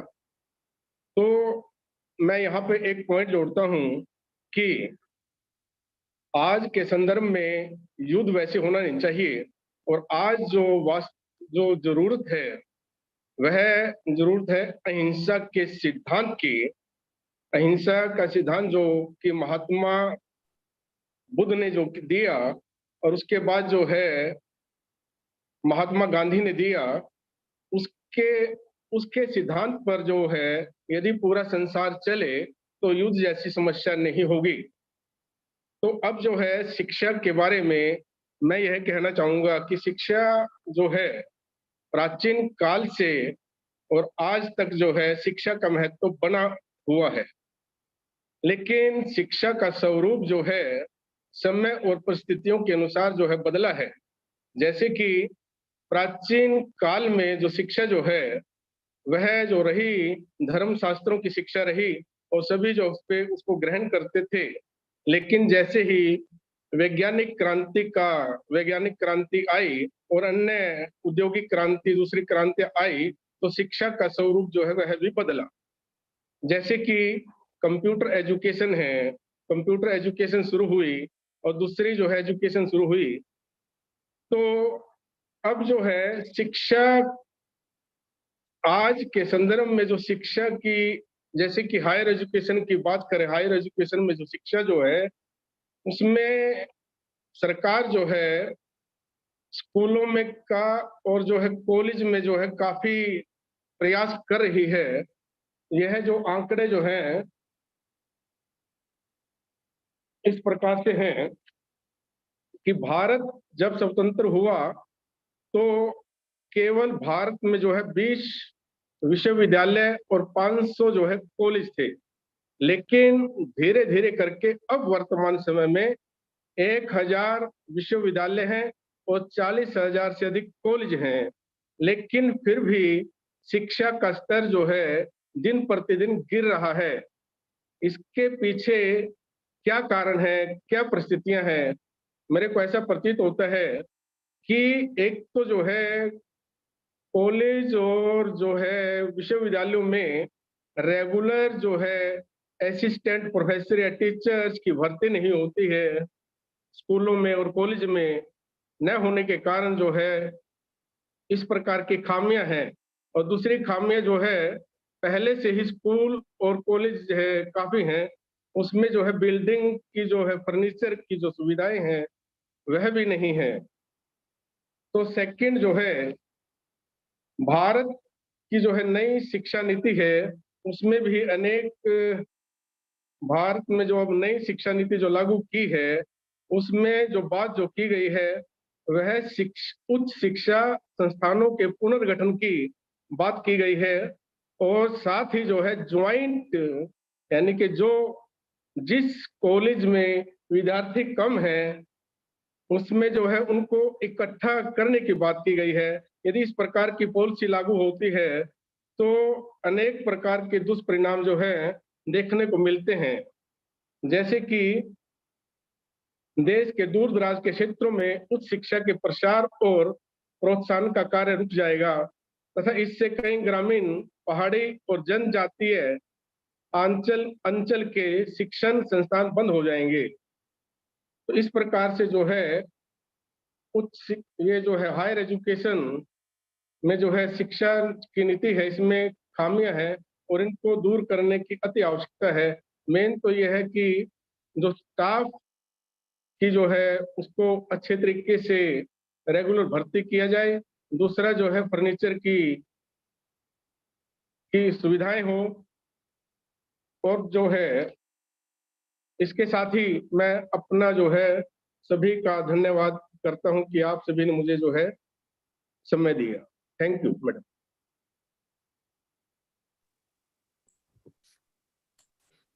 Thank you so much sir. और आपने संक्षिप्त में जो एजुकेशन में, वर्तमान एजुकेशन में जो भी प्रॉब्लम्स चल रही है आपने उसको बहुत अच्छे से एलाबोरेट किया है। साथ ही साथ आपने बताया है कि इस समय हमारे हायर एजुकेशन में, स्पेशली विश्वविद्यालय में, महाविद्यालयों में इंफ्रास्ट्रक्चर की क्या क्या परेशानियां चल रही हैं। सो हम ये कह सकते हैं कि एजुकेशन का मतलब ये नहीं है कि only to impart the knowledge, to develop the personality, overall development. और महात्मा गांधी जी ने भी कहा है कि शिक्षा जो है मनुष्य के अंतर्निहित गुणों का विकास करता है। So now I would like to Rinku ma'am to handle over our further proceeding. Rinku ma'am.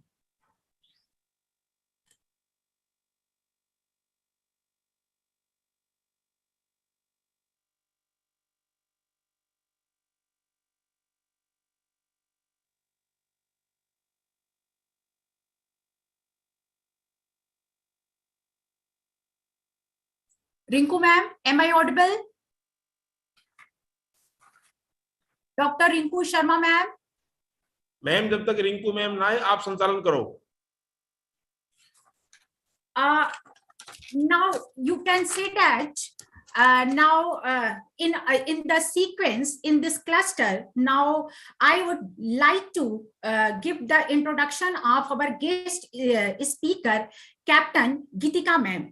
And now I would like to tell about her few qualities. In the beginning, जैसा कि मैडम ने बताया था गीतिका ma'am के बारे में, और गीतिका ma'am जो टॉपिक बोलेंगे आज वो है सोशल डिस्पैरिटी इन कल्चरल कन्वेंशंस। हमारे जो कल्चर है, now you can see that कि पैंडेमिक के बाद जो हमारी सिचुएशन हुई है वो बिल्कुल अपोजिट हो गई है। यानी हम एक ग्लोबल विलेज की तो बात करते हैं, लेकिन हमने अपने आप को क्या किया है, हमने अपने आप को एक दूसरे से दूर रख दिया है। और दूर कैसे रखा है? क्योंकि हम अपने जान की सुरक्षा और के बारे में ज्यादा चिंतित हैं। ये जो हमारा मल्टी डिसिप्लिनरी कन्वेंशन है, एजुकेशन की बात करता है, ये शिक्षा की बात करता है, ये हेल्थ की बात करता है। और हम कह सकते हैं कि जो हेल्थ है वो आज हमारे लिए प्रायोरिटी बन गया है। हेल्थ हमारे लिए प्रायोरिटी बन गया है क्योंकि आज सभी जगह पर सिर्फ जान माल की बात हो रही है। जैसा कि रिंकू मैम ने बताया था कि डिफेंस की है वो, और वो ज्यादा बेहतर बता सकती हैं। So I think that she is visible, and now she can handle the next session. Okay, I invite to Rinku ma'am.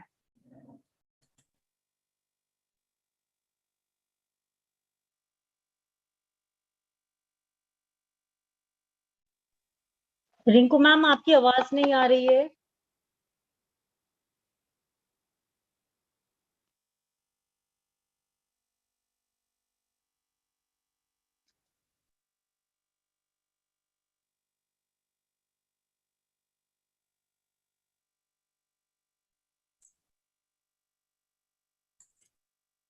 Okay, now जहां पर हमने देखा है कि एनईपी 2020 एक साथ 3-4 सालों से, Rinku ma'am am I audible? Rinku ma'am, network issue लग रहा है अनीता मैम शायद।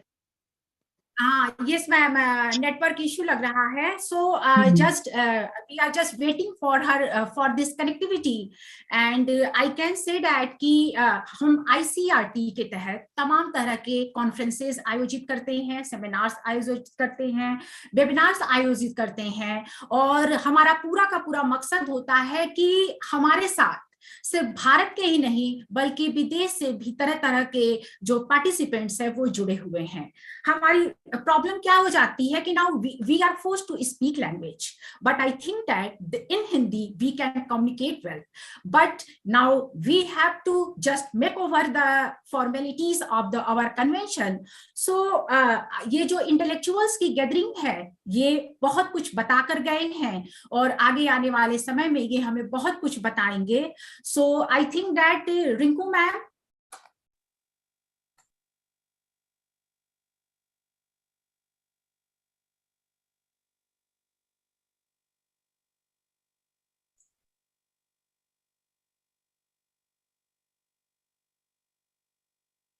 unmute yourself.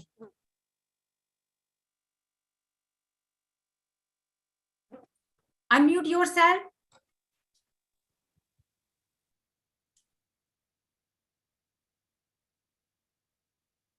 अनीता मैम आप कंटिन्यू करिए, लग रहा है कि वहां पे इश्यू है ही.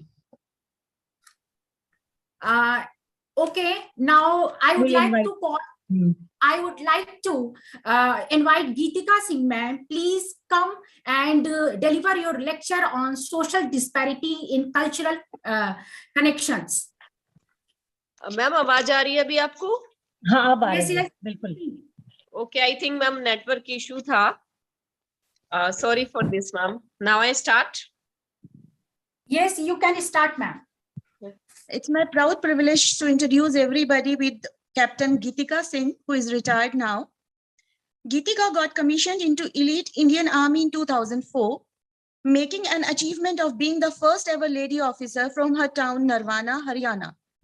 An alumnus of Punjab University, Chandigarh, Geetika did her schooling from Narwana and pursued her graduation in history honors from MCMDAV College, Chandigarh.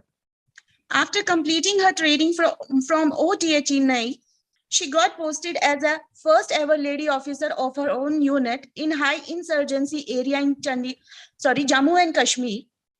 Taking up on all the challenges, she accomplished all the assignments given to her under different levels of appointments. She also handled high-profile international delegations from various countries as a protocol and liaisons officer, giving her an ample opportunity to grow her in her career. But she took voluntary retirement in 2009 and moved to Australia with her husband, taking a long break from her career and raising a family of 2 sons and helping her husband. She accomplished her duties well as a mother and a wife and entered into the corporate world of 8 years ago. While being in Australia, she always stays connected with Indian community and participates in different community events, keeping the rich heritage of Indian culture alive in and around her. She is an active member of Global Organization of People of Indian Origin, Brisbane, Queensland. Not only this, she is an active ambassador of cultural diaspora, but also representing Indian Veterans Association, Brisbane, and actively organizing and participating in the annual Anzac Day Parade. So now I would like to applaud everybody to invite Captain Geetika Singh for her lecture. And her topic is very vivid about social disparity in cultural connection. We welcome you, ma'am.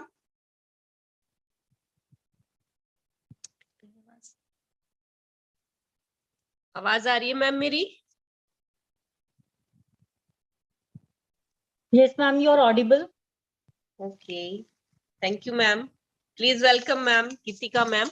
Geetika ma'am.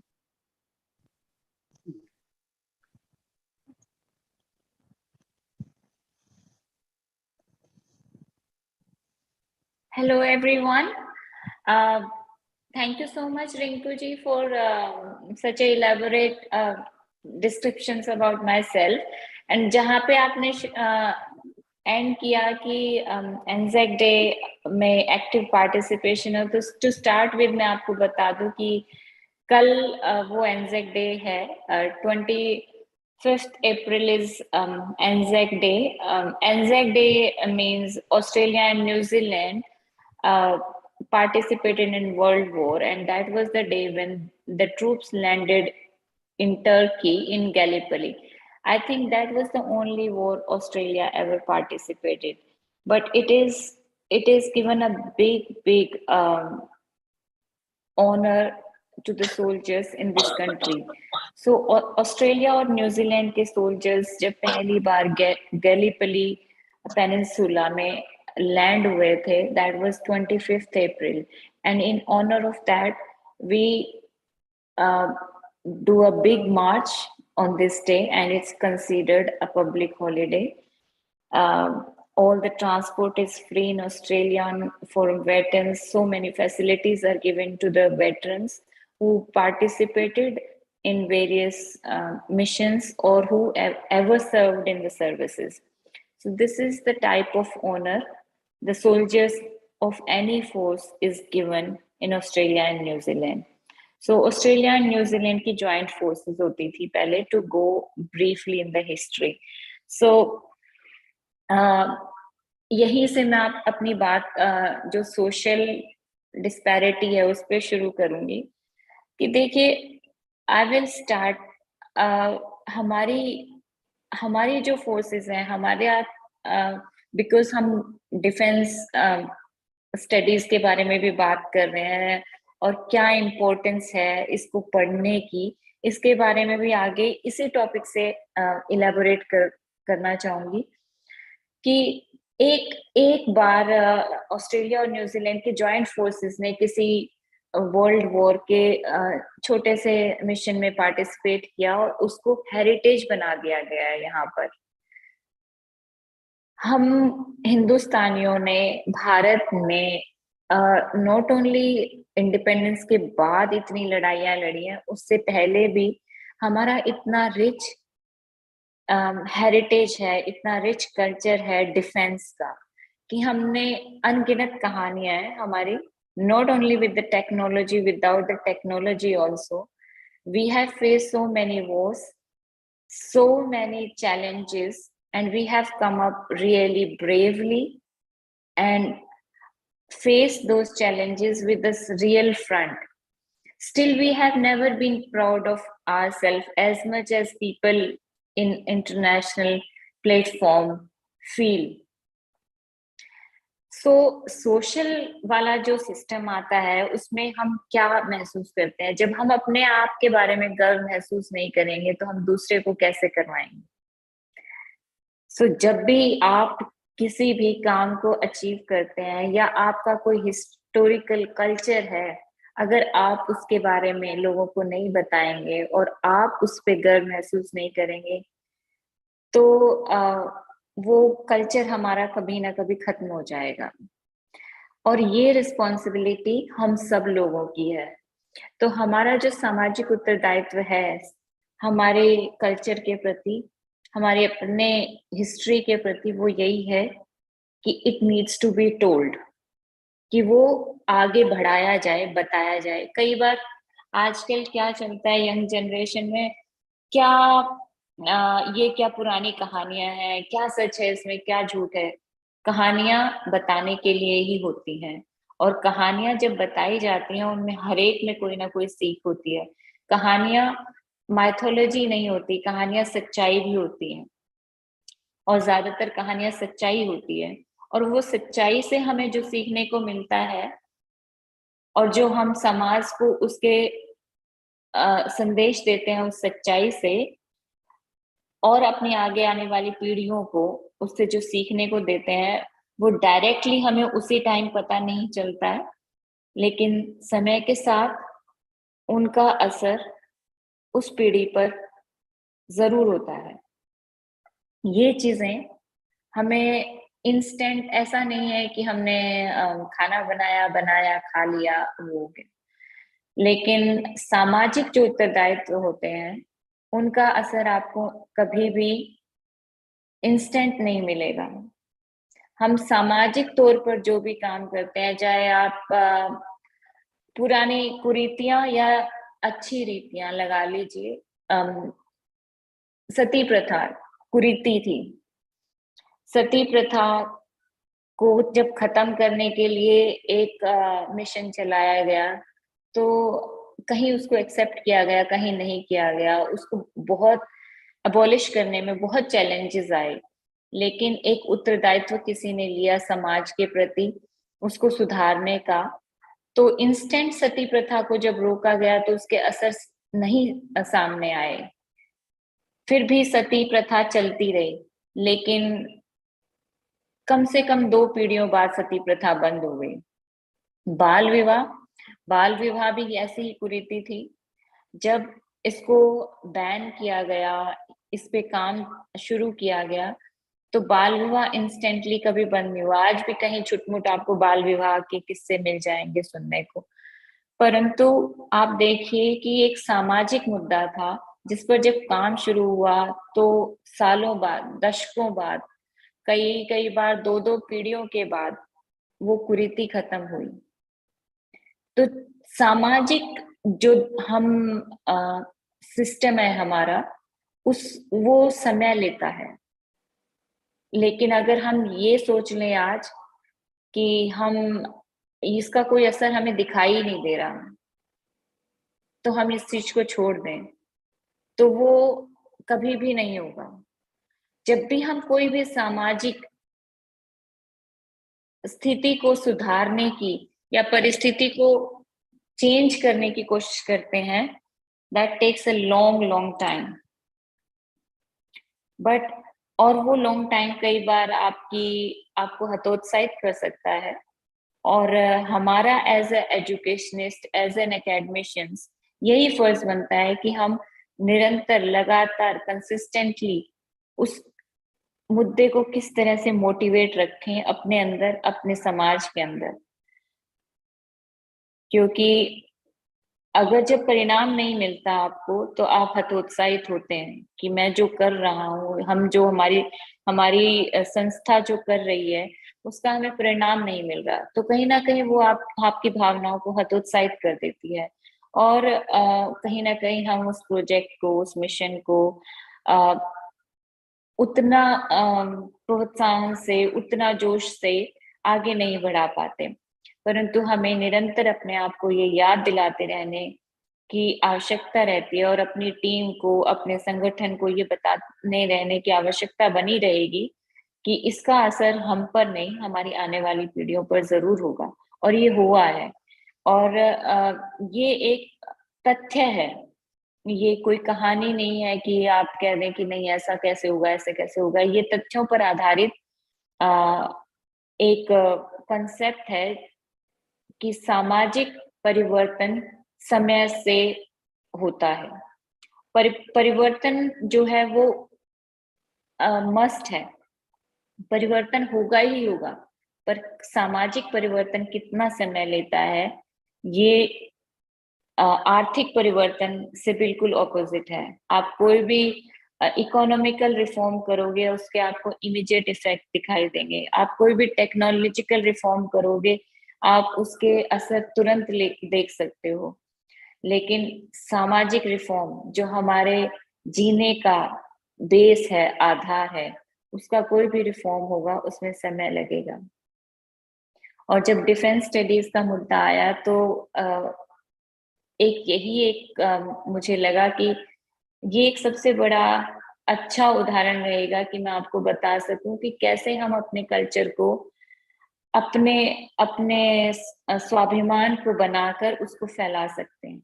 और आप सबका उत्तरदायित्व है कि आप अपनी अच्छी बातें, हमारे कल्चर की, हमारे सामाजिक सिस्टम की जितनी भी अच्छी बातें हैं, उनको तथ्यों के साथ और लॉजिक के साथ, अब कई बार हम खुद किसी चीज को फॉलो कर रहे होते हैं, किसी चीज को फॉलो करते करते साल 2 साल लग जाते हैं, लेकिन हमें अच्छा लग रहा होता है, लेकिन हमें उसके पीछे का लॉजिक नहीं पता होता कि हम ये क्यों कर रहे हैं। लेकिन कभी सामने वाला आके हमसे पूछता है कि आप ये इस तरह से क्यों करते हैं, ये आपके कल्चर का पार्ट है, हमें पसंद नहीं आया, ये तो दकियानूसी बातें हैं।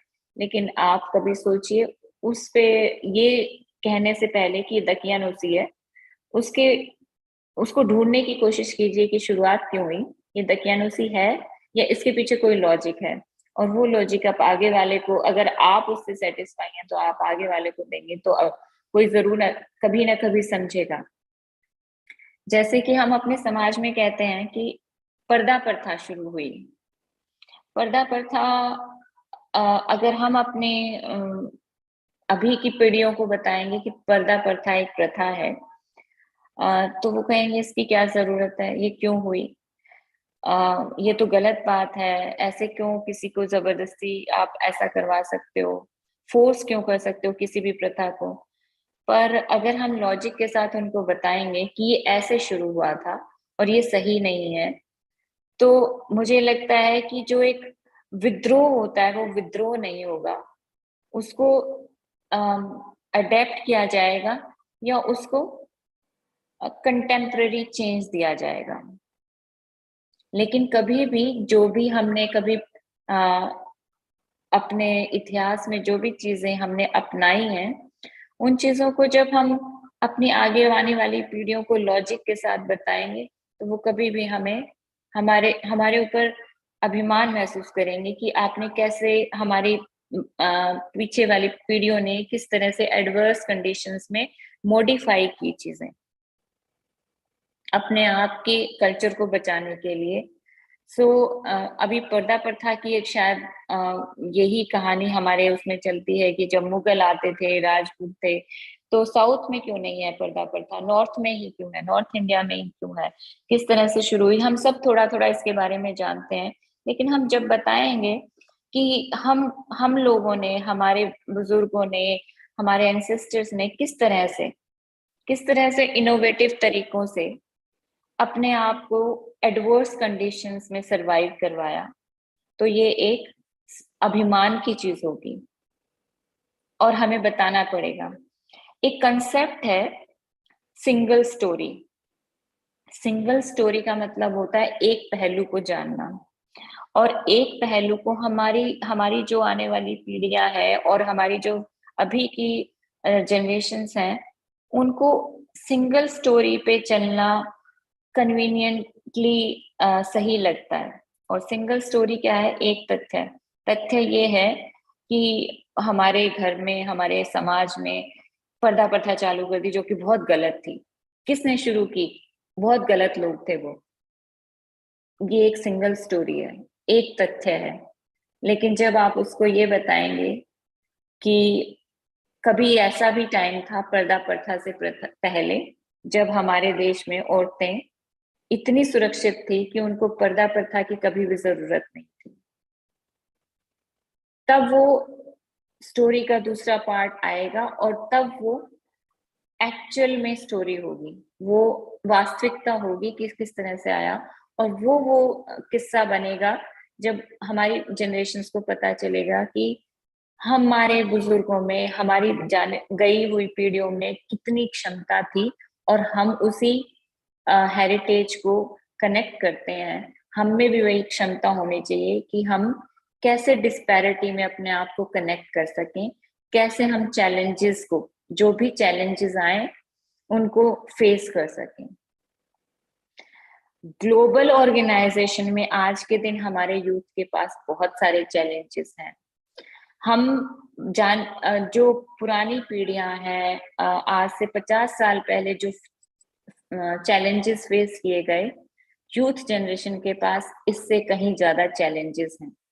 लेकिन हम एकेडमिशियन की, हमारे स्कॉलर्स की, हमारे रिसर्चर की, हम लोगों की सोशल रिस्पॉन्सिबिलिटी ये बनती है कि हम किस तरह से वो चीजें इनोवेट करें कि हम आने वाली जनरेशन्स में लगातार अपने स्वाभिमान को और अभिमान को बढ़ाते रहें। उनमें एक तरफ का सत्य नहीं, सब तरह के सत्य को उजागर रखें। एक ही पहलू पे उनकी सोच को डेवलप ना होने दें। उन्हें इतनी आजादी दी जाए कि वो अपनी सोच डेवलप करें, लेकिन सभी तथ्यों को जानते हुए, सिर्फ एक पहलू को ना जाने। और वो हमारे पर्सनल विचार हो सकते हैं कि ये प्रथा सही थी, ये गलत थी। हर एक सामाजिक प्राणी का हक है कि वो किसी चीज को सही और किसी चीज को गलत माने। उसे ये स्वतंत्रता है, उसका सामाजिक स्वरूप और फिजिकल स्वरूप इस तरह से बनाया गया है कि हर एक की अपनी अपनी चॉइसेस हैं, हर एक की अपनी अपनी व्यक्तिगत भावनाएं हैं और व्यक्तिगत विचार हैं। तो हम उनको वो व्यक्तिगत विचार डेवलप करने के लिए हर तरह के तथ्य से अवगत करवाएंगे। जब भी हम समाज में निकलें और हमें ऐसा लगे कि इस आदमी की ऐसी सोच है, इसका ये क्या कारण है, तो सामाजिक चेतना हमारे अंदर ये होनी चाहिए कि हम उससे 2 प्रश्न पूछें कि कैसे, क्या हुआ, आप ऐसा क्यों सोचते हैं। और अगर आपको लगे कि शायद ये कम तथ्य जानते हैं, तो आप उन तथ्यों को बताइए। इतना आपका जरूर फर्ज बनता है, इतना आपका उत्तरदायित्व बनता है कि आप सभी तथ्यों को, जो आपको मालूम है, उनको बताया जाए, उनको लिखा जाए और उनको आगे बढ़ाया जाए, ताकि सिंगल स्टोरी पे हम लोगों का इतिहास ना लिखा जाए। मैं किसी कंसेप्ट को लेकर सिंगल स्टोरी की बात नहीं करूंगी, बट ओवरऑल आप लोग समझ पा रहे होंगे कि एक संदर्भ बता सकती हूँ कि जैसे अभी तो इंटरनेट का जमाना है, लोग देख सकते हैं, लेकिन आज के दिन भी India almost first world countries में आता है. It's not on the data, but it is almost there. We have developed so much, but बावजूद उसके, when we go somewhere, people will think about us. मेरा एक इंस्टेंट आपको मैं confrontation जो मेरा हुआ, so ऑस्ट्रेलिया के अंदर, उसका उदाहरण देती हूँ, कैसे सिंगल स्टोरी आपके कल्चर के साथ प्ले करती है, कैसे आपको अफेक्ट करती है, आपके पूरे समाज को अफेक्ट करती है. तो मेरा कहीं इसी तरह से कोई सेमिनार चल रहा था और वहां पे किसी से इंट्रोडक्शन हुई मेरी, वो अपना सोशल डायस्पोरा पे ही कुछ वेबिनार था. So, जब उन्होंने इसी तरह से आपकी तरह इंट्रोडक्शन दिया और उनको पता चला कि I was in Indian army या समथिंग लाइक दैट, सो उनमें से किसी जो मेरे immediate next to me, she was sitting, she asked me, oh, you were in army, in Indian army, did your father allowed, how did he reacted? I said, what do you mean, how did my father reacted? Was it easy for me? I said, certainly not easy. Nothing is easy, but nothing is too difficult too. But ये हैरानी की बात थी कि इतने इस level convention पर भी लोग इंडिया के बारे में ऐसी सोच रख रहे थे कि इंडिया में औरत को अभी भी सप्रेस किया जाता है. She is not that privileged.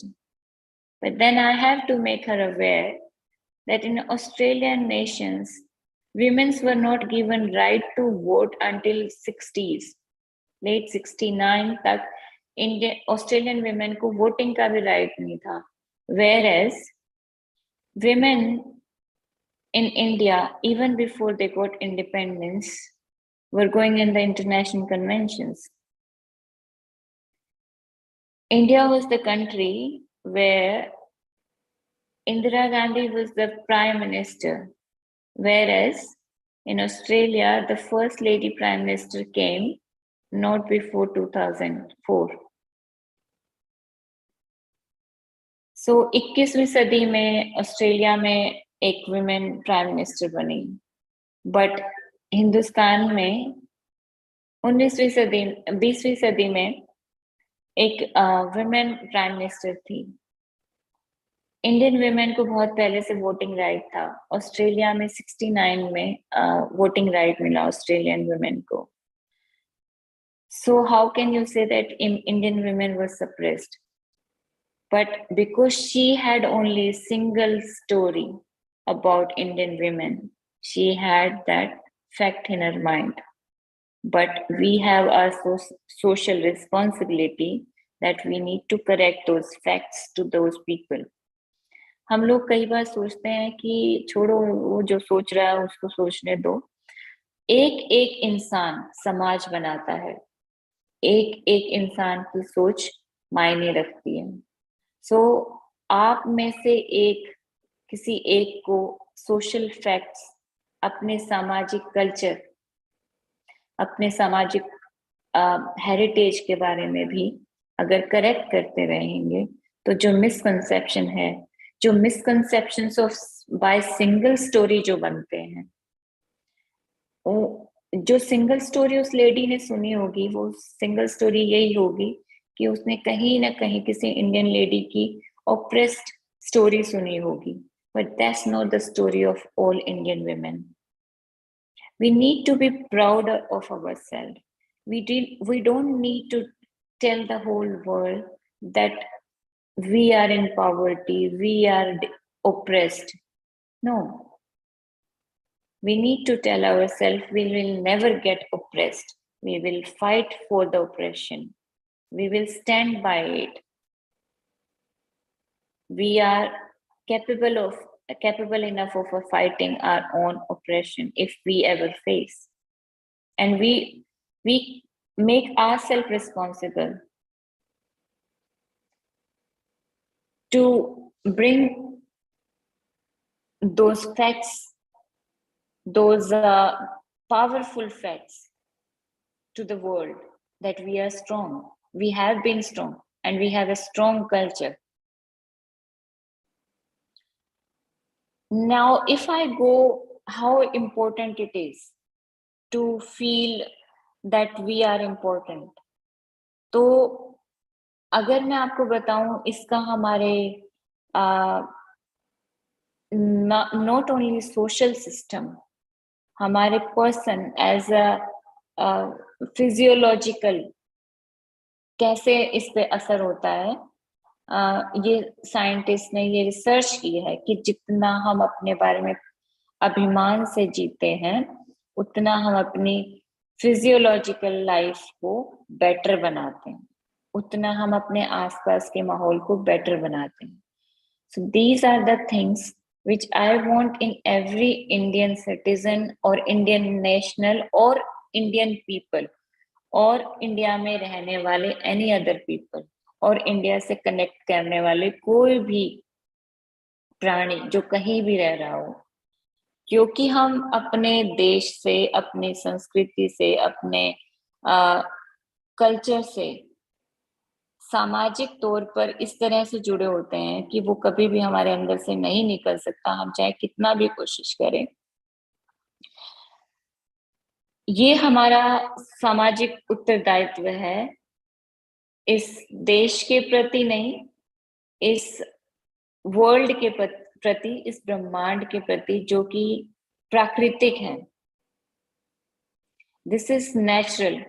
So nature और कल्चर दोनों हमारे जीवन का एक अहम हिस्सा है. अगर हम नेचर को जीवित रखते हैं तो हम कल्चर को जीवित रखते हैं, और अगर हम कल्चर को जीवित रखते हैं तो हम ऑटोमेटिकली नेचर को जीवित रखते हैं. आज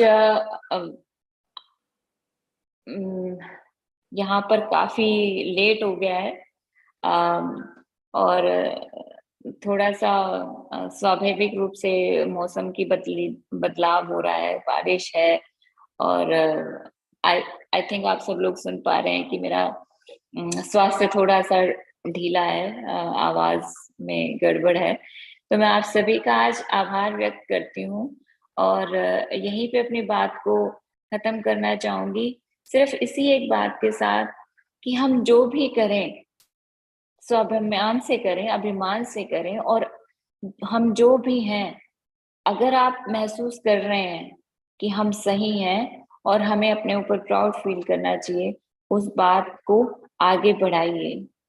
Stories needs to be told. This is the fact about the story. Stories needs to be told. Then हमारी दादी नानियां पुराने जमाने में हम सुनते थे कि कहानियां सुनाई जाती थी रात को, वही कहानियां शुरू कीजिए. जहां भी आपको मौका मिले. लोग इंटरेस्टेड नहीं होते आजकल, हम यही कहते हैं बच्चे सुनते कहाँ हैं, कौन हमारी बात सुनेगा यार. पर आप कोशिश कीजिए, एक बार नहीं, दो बार नहीं, चार बार नहीं, वहां कोशिश कीजिए जहां थोड़ा सा किसी को इंटरेस्ट है, और उस इंटरेस्ट को बढ़ाइए. लगातार बढ़ेगा और लगातार आपकी ऑडियंस बढ़ेगी, और ऑडियंस बढ़ाने का मतलब है कि समाज बदलेगा, समाज में पॉजिटिव बदलाव आएंगे. और किताबों में वही किस्से कहानियां लिखे जाएंगे जिसका समाज में परिवर्तन आएगा, जिससे समाज में परिवर्तन आएगा. तो इसी के बाद मैं आप सभी को अपना आभार व्यक्त करती हूँ और इसी के साथ अपनी बात को यहीं समाप्त करती हूँ. आप लोगों से कभी पर्सनली मिलने का मौका मिलेगा तो हम जरूर आएंगे. होपफुली अभी कोविड को हम अलविदा कह रहे हैं, तो मेरा विश्वास है कि कभी ना कभी आपके पास आकर सबसे आप इतना अच्छा ग्लोबल लेवल पे कन्वेंशंस करते हैं, इतने अच्छे अच्छे टॉपिक्स उठाते हैं। आईसीआरटी के प्रति हम थोड़ा बहुत जितना भी कंट्रीब्यूशन कर सकते हैं वो करेंगे। सभी कॉलेजेस, रादौर के प्रिंसिपल साहब, कॉलेज के प्रिंसिपल साहब, रिंकू जी, डॉक्टर सीमा साहब, आप सभी का आभार व्यक्त करती हूँ कि आप लोगों ने मुझे ये मौका दिया, मुझे सम्मान दिया कि मैं आप लोगों से ये अपनी बातें शेयर कर सकूं, सामाजिक दृष्टिकोण अपने व्यक्त कर सकूं, और आगे भी उम्मीद करती हूँ कि आप लोगों से किसी न किसी तरह जुड़ने का मौका मुझे मिलेगा। धन्यवाद। हमारी तरफ से शुभ रात्रि।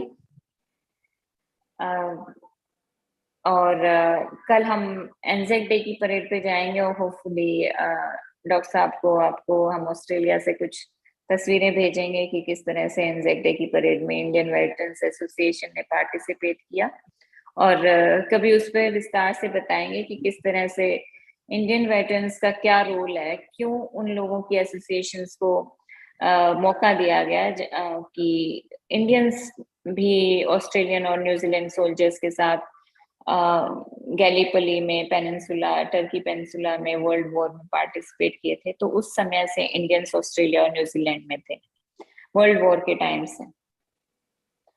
सो धन्यवाद, शुभ रात्रि। शुभ रात्रि ma'am. Thank you ma'am. It's really a very informative session. अब तक आपने जो हमें बताया, बहुत ही हिस्ट्री से लेकर आपने वर्तमान समय तक सारी चीजों को कवर किया कि कैसे स्त्री प्रथा थी, प्रदा प्रथा थी, और कैसे इनको रिमूव किया गया, और आजकल की जनरेशन क्या कर रही है। आजकल की जनरेशन जो है वो सिंगल स्टोरी, सही कह रहे हैं आप, एक पहलू को देखती है, दूसरे पहलू को देखना नहीं चाहती। तो कहानियां बताने की जरूरत है, हालांकि वो इंटरेस्टेड नहीं होते, लेकिन मेरी क्लास में भी मैं बहुत बार कहानियां बताती हूँ। और जहां तक बात है डिफेंस स्टडीज की और इंडियन आर्मी की, तो मेरे बहुत से स्टूडेंट्स हैं मैम जो इंडियन आर्मी में है, और डेफिनेटली वी विल मीट। मैं आपसे जरूर मिलना चाहूंगी मैम, कि मुझे भी आपसे बहुत कुछ सीखना है। Now I want to introduce with you Dr. Taruna Malhotra, our next speaker of today's convention. Born at Rohtak city of the Haryana province in India, Dr. Taruna Malhotra is a creative writer, a scholar thinker, a humanist, and an educationist currently working as officiating principal at West College of Education, Rohtak. Dr. Malhotra has also worked as a principal in the Haryana Institute of Education at Asodha, Bahadurgarh in Jhajjar district for a short period in 2007. She has many books and more than 50 articles and presentation on great personalities of the Indian subcontinent, including Mahatma Gandhi and Gautam Buddha, and also various educational, cultural, and academic issues on her credit. Her creative works including Vision of Secondary Education in India, in context of 21st century contemporary India and education, gender, school, and society, and Hindi Parvinta, proficiency in Hindi. Dr. Taruna Malhotra has particularly written in the reclaim of teacher education related to secondary education, along with the vastly contribution to the treasure of value education and gender issues, and her works are based on intensive research.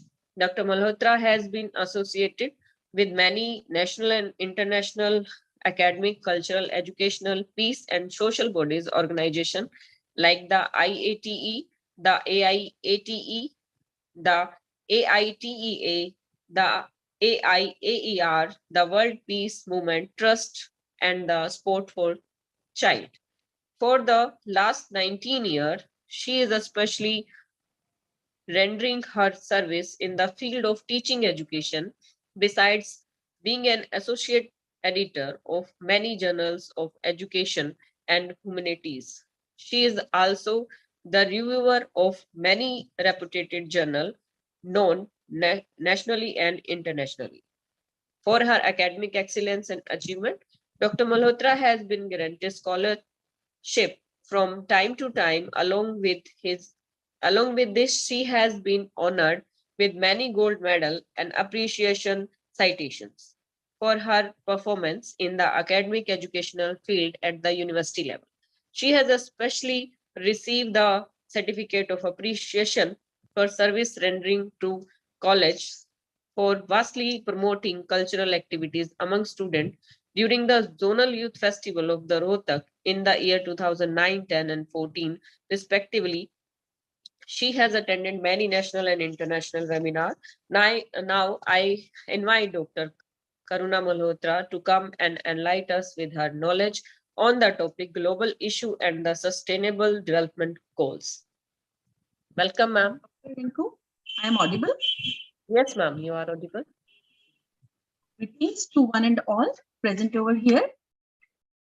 And I feel honored to be a part of this multidisciplinary convention entitled Contemporary Global Challenges and Opportunities, and express a feeling of gratitude to Dr. S.K. Singh, Chairman ICERT, Professor Arunachal, Executive Director ICERT, Dr. Ramesh Kumar, Associate Professor, Department of Commerce, Government PG College, Hisar, and guest of honor, Professor Rajendra Kumar, Principal, Jyotiba, Phule, Government College, Radaur, Haryana. And a very good evening. Convention secretaries. Pardon? I'm audible? Am I audible? You are audible. And a very good evening, convention secretaries, Dr. Anita Goswami and Dr. Rinku. And I would like to congratulate Dr. Pushpanjali and Captain Gitika for delivering such enlightening lectures, and would like to add to Captain Gitika that we're really proud to be Indian. And ma'am will keep all the things in mind that you have deliberated here. So let's come to the topic. Before that, I would like to share the screen.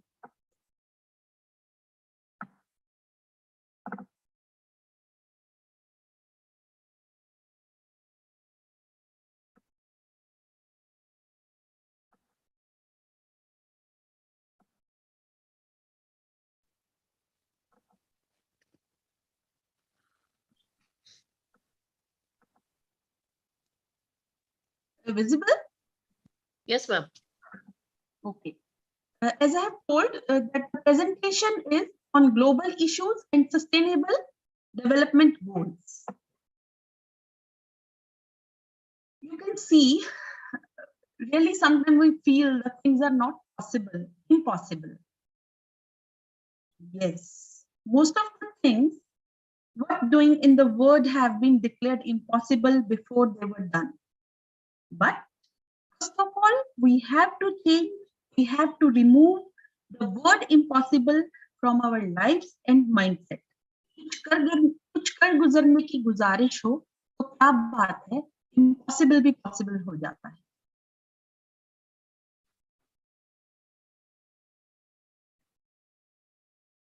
आज का जो समय है, presently जो scenario है, हम सब ने ग्लोबल पैंडेमिक फेस किया, COVID-19, which was a big issue, which brought many apprehensions, very insecurities, health related issues. हम सब ने उसको देखा.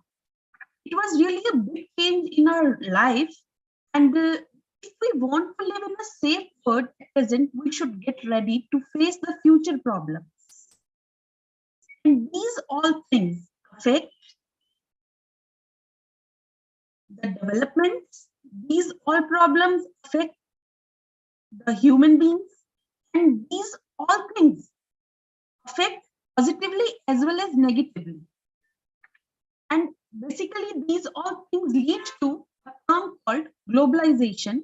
And we all know that globalization is a process that has been taking place for 100 years. Actually, Globalization is a natural condition for human beings and benefit from the advantages offered by the world. If we want to live in a safe world at present, we should get ready for future problems. Only if we do that, we can make this world a better place to live for future and present.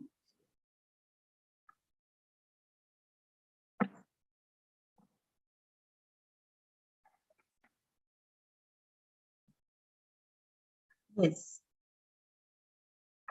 According to Cambridge Dictionary, the word global means relating to the whole world challenge, means something needing great mental or physical effort in order to be done successfully, or the situation of facing this kind of effort. Issue means a subject or problem that people are thinking and talking about. हम सबने सुना है रंग रूप बोली भाषा अनेक है फिर भी हम सब एक हैं. Yes, to overcome all the global challenges, all the global issues, we have to think in the same direction. And dealing with global challenges needs a mental and physical effort. It means just thinking is not enough, but we have to be active, we have to be interactive.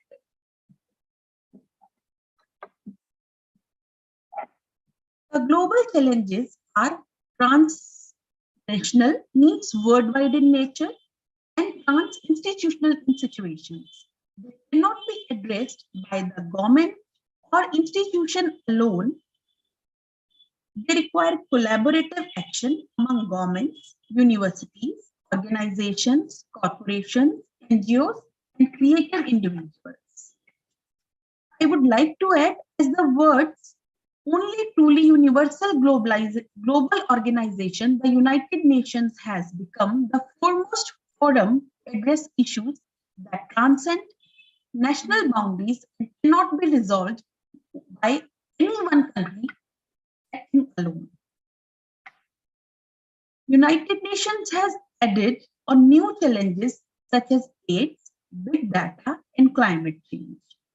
Among all the good in the world and all the progress being made in global issues, there is still much more to be done. You all can see among all the good in the world and the progress being made in global issues, there is still much more to be done. Yes, life is really short, really means to do something. So do something worthwhile. Do something for your future generations. Do something worthwhile for long and better survival. Do something for making this world a better place to live in.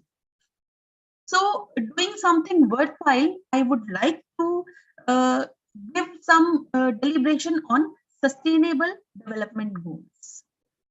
Sustainable development goals are also known as global goals, which were adopted by United Nations in 2015 as a universal call to action to end poverty, protect the planet. Also ensure that by 2030, all people will enjoy peace and prosperity. The 17 Sustainable Development Goals are integrated. They recognize that action in one area will affect outcomes in others, and the development must balance social, economic, and environmental sustainability. Let's have a look on these 17 goals. First one is poverty. Figures tell up to 2015, केवल 736 million people, only about 736 million people are still living on a very low level cost, on a very low level. Many lack food, clean drinking water, and sanitation. Though rapid growth in countries such as China and India has lifted millions out of poverty, but progress has been uneven. Women are more likely to be poor than men because they have less paid work, education, and own less property.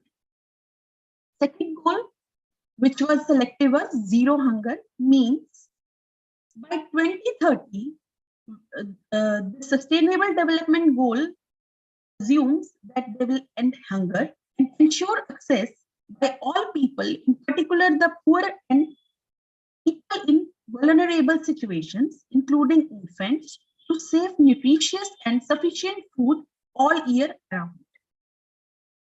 By 2030, the internationally agreed targets on stunting and wasting in children under 5 years of age and address the nutritional needs of adolescent girls, pregnant and lactating women, and older persons.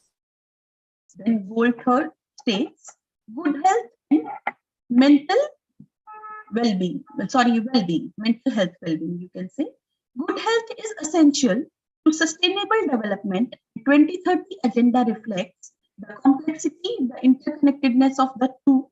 It takes into account widening economic and social inequalities, rapid urbanization, threats to the climate and the environment, the counting burden of HIV and other infectious diseases, and emerging challenges such as non-communicable diseases.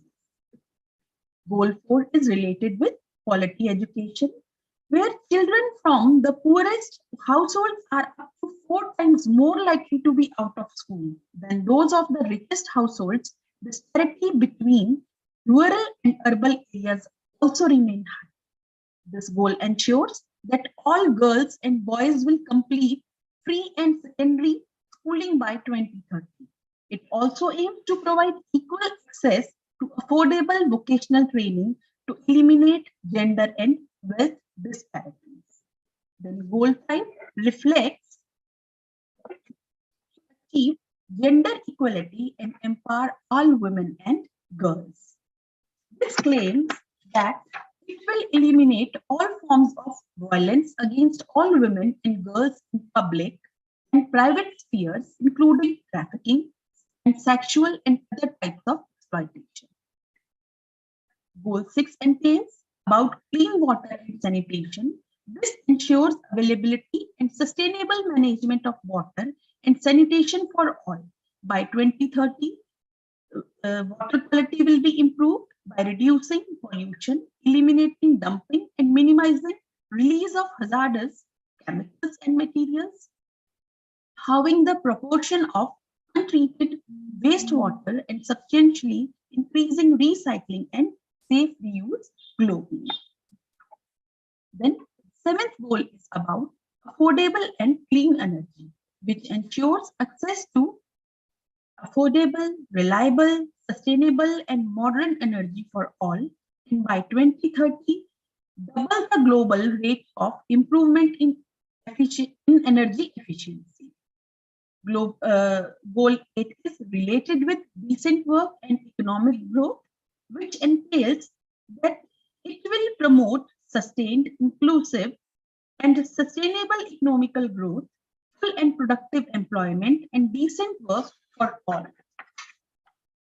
That we will achieve higher levels of economic productivity through diversification, technological upgrading, and innovation, including through a focus on high value added and labor intensive sectors.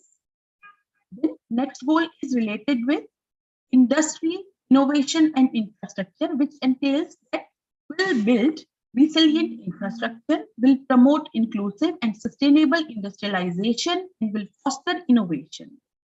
Means this goal will help to promote inclusive and sustainable industrialization, and by 2030, significantly raise industry's share of employment in gross domestic product, in line with national circumstances, and double its share in least developed countries. As well, will enhance scientific research, upgrade the technological capabilities of industrial sectors in all the countries. Goal 10 is about reduced inequality. Reduced inequality means within and among countries. By 2030, progressively achieve and sustain income growth the bottom 40% of the population at a rate higher than the national average. By 2030, empower and promote the social, economic, and political inclusion of all, irrespective of age, disability, race, ethnicity, origin, religion, or economic or other status. means there will be no consideration of any type of disparity. Then next goal is related with sustainable cities and communities, means make cities and human settlements inclusive, safe, resilient, and sustainable. By 2030, ensuring access for all to adequate, safe, and affordable housing and basic services and upgrade slums. By 2030, provide access to safe, affordable, accessible, and sustainable transport systems. By 2030, enhancing inclusive and sustainable urbanization and capacity for participatory, integrated, and sustainable human settlement planning and management in all countries. Then, next goal is about responsible consumption and production, which ensures sustainable consumption and production patterns. By 2030, we'll achieve the sustainable management and efficient use of natural resources. By 2030, this goal ensures that people everywhere will have the relevant information and awareness for sustainable development and lifestyles in harmony with nature. Next goal is about climate action, which means we'll take urgent action to combat climate change and its impacts. We'll strengthen resilience and adaptive capacity to climate-related hazards and natural disasters in all countries, integrating climate change measures into national policies, strategies, and planning. Definitely will improve education, awareness raising, and human and institutional capacities on climate change, mitigation, adaptation, impact reduction, and early warnings. The next goal is about life below water, means conserve, and sustainably use the oceans, seas, and marine resources for sustainable development. It tells by 2025, prevent and significantly reduce marine pollution of all kinds, in particular from land-based activities, including nutrient pollutions. The next goal is life on land, means protect, restore, and promote sustainable use of terrestrial ecosystems, sustainably manage forests, combat desertification, and halt and reverse land degradation and halt biodiversity loss. And by 2030, it ensures the conservation of mountain ecosystems, including their biodiversity, in order to enhance their capacity to provide benefits that are essential for sustainable development. Next goal is about peace and justice, strong institutions. It will promote peaceful and inclusive societies for sustainable development, provide access to justice for all, and build effective, accountable, and inclusive institutions at all levels. By 2030, will provide legal identity for all, including birth registration. Goal 17 is about partnerships to achieve the goals, means strengthening the means of implementation and revitalize the global partnership for sustainable development, strengthening domestic resource mobilization, including through international support, developing countries to improve domestic capacity for tax and other revenues. So it was all about all the 17 goals. Now we will move to next slide. I'm not able to move.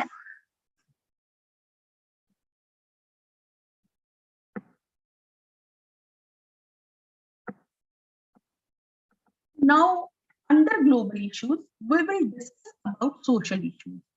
Social issues are those issues which influence the society, which can be in positive side, which can be related with negatives. Today, we will talk about few social issues which are causing problem in the development in the positive side of our life. First one is immigration stresses. Yes, people move from one country to another, which causes the issue of brain drain.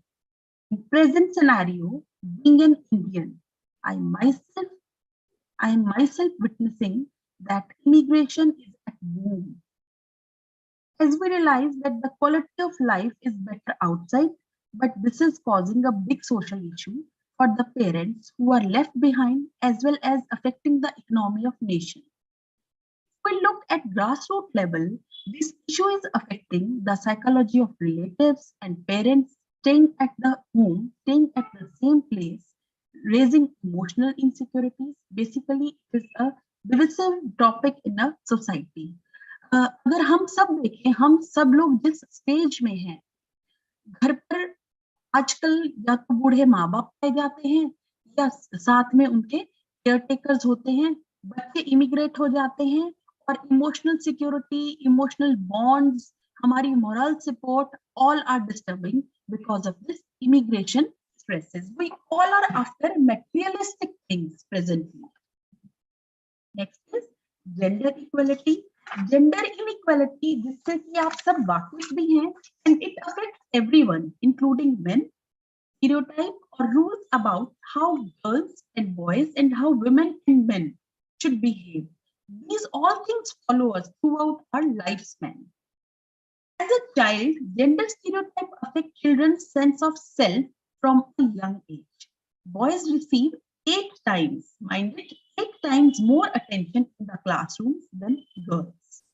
Girls receive 11% less pocket money than boys. Children classify jobs and activities as specific to boys or girls. If we see, gender stereotypes affect behavior, study choices, ambitions, and attitudes about relationships too. Domestic violence, dowry, sexual harassment, physical violence, all are the consequences of this discrimination. In the countries like India, where patriarchal system is being followed, women remain economically dependent on men. Either she is a daughter or a daughter-in-law. As the reports state that women lag behind in wages and top leadership positions held, although having a better college degree. UNICEF reports that 12 million girls are married before they reach adulthood and 98 million high school aged girls do not attend school. Yes, gender inequality is a big issue everywhere. Then next is healthcare availability. As the report of WHO tells that 97 million people become impoverished, means spend their earned money by seeking needed medical help maximum for their healthcare. As we all are living in such atmospheric situations and conditions where health is a big challenge and necessity.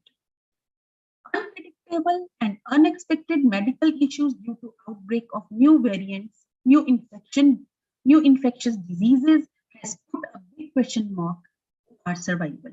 When people are sick or hurt, they need access to medical care to get better, but a report of CDC, Center for Disease Control, entails that every second Indian do not obtain needed medical care because of the cost. And this is a reality. Next is poverty and homelessness. Roti, kapda aur makan. Bread, cloth and shelter are the basic and primary needs of human survival.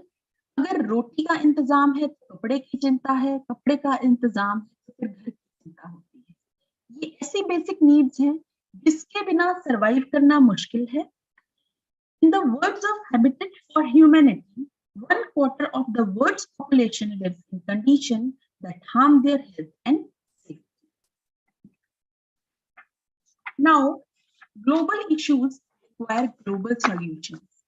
इसका मतलब ये है कि हम सिर्फ issues के बारे में बात नहीं करेंगे, बल्कि हम कोशिश करेंगे कि हम उनका सॉल्यूशन भी ढूंढ सकें. Yes, we don't have to accept problems, but we all have to work together to solve this. I have few suggestions. Let's have a glance. First one is what to do, that is raise awareness through education.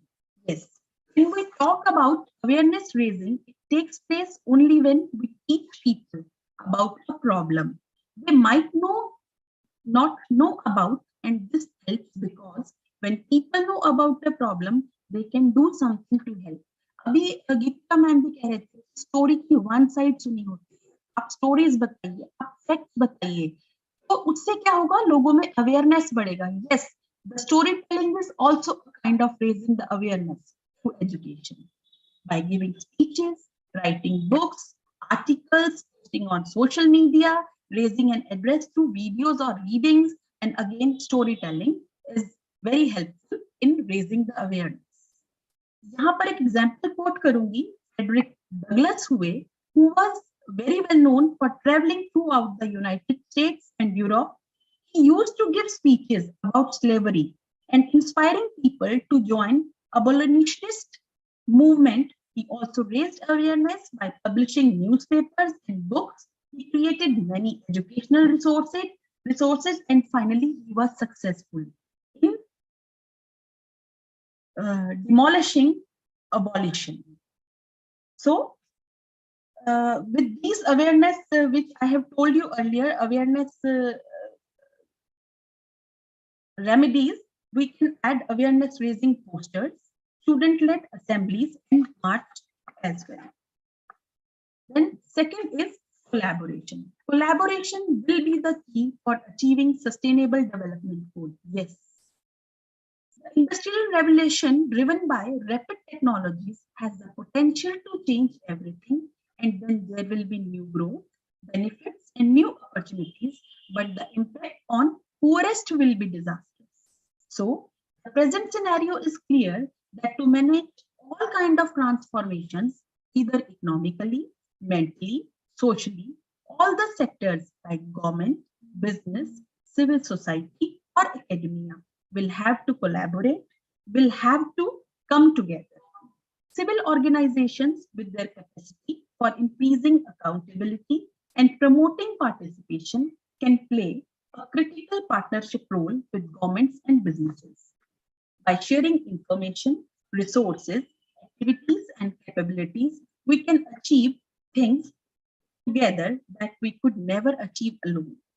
So cross-sector partnership is essential to achieve and unleash innovative ways of working, mobilizing expertise, and is a real opportunity to develop new approaches, starting to go beyond philanthropy towards generally shared values. Each sector has a valuable role to play, but it is the value of collaboration that brings real transformation. Then next is revolution in universities. अगर हम बात करें तो इस समय भी हमारी सरकार चाह रही है university to university collaboration, international level पर, नेशनल लेवल पर, यूनिवर्सिटी का कोलैबोरेशन विद कॉलेजेस, कॉलेजेस का collaboration with schools, and schools का collaboration with again with higher education institutes. तो अगर हम कोलैबोरेटिवली काम करेंगे तो यूनिवर्सिटीज में भी रेवोल्यूशन आएगा और हम ग्लोबल प्रॉब्लम्स को डील कर पाएंगे और अपनी विजडम को प्रमोट कर पाएंगे. That is whole of modern science and technology, where we should talk about recycling versus waste, linearity versus circularity, automation versus manual work. Undoubtedly, everyone and every profession is equally important in the world, but a specific order of actions or priorities needs to be followed in order to be successful, and this starts with science and technology. The technology has the first and last word.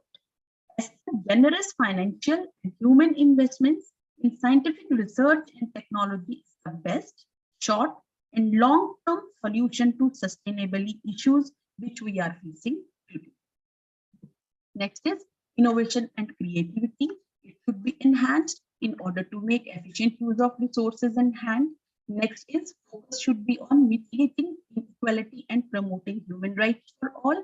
Again, providing awareness, again, giving the information, giving the knowledge to everyone. And last but not the least, I would like to add, individuals first have to change their way of looking at the world. So I would like to say what we do for ourselves dies with us, but what we do for others and the word remains and is immortal. कहना चाहूंगी, संभल जाओ ए दुनिया वालों की अभी भी वक्त है। संभल जाओ ए दुनिया वालों की अभी भी वक्त है, क्योंकि तुम्हारे खिलाफ प्रकृति बहुत सख्त है। आओ मिलकर बचाएं इस दौर में, अभी भी बचाने को बहुत कुछ बचा है हमारे पास। Thanks a lot for listening me patiently. Thank you ma'am. आपने एक बहुत ही वास्ट एरिया कवर किया। आपने बताया कि बाय 2030 हमें क्या क्या चाहिए और हमें किस तरह चाहिए, व्हाट टू डू। जैसे आपने बताया कि शिक्षा के माध्यम से हमें जागरूकता फैलानी चाहिए। एकदम सही पॉइंट है मैम। अगर हम बच्चों को मोटिवेट नहीं करते हैं, उन्हें मोटिवेशनल स्टोरियां नहीं सुनाते हैं, हमारे इतिहास के बारे में नहीं बताते हैं, तो वो मोटिवेट नहीं होते।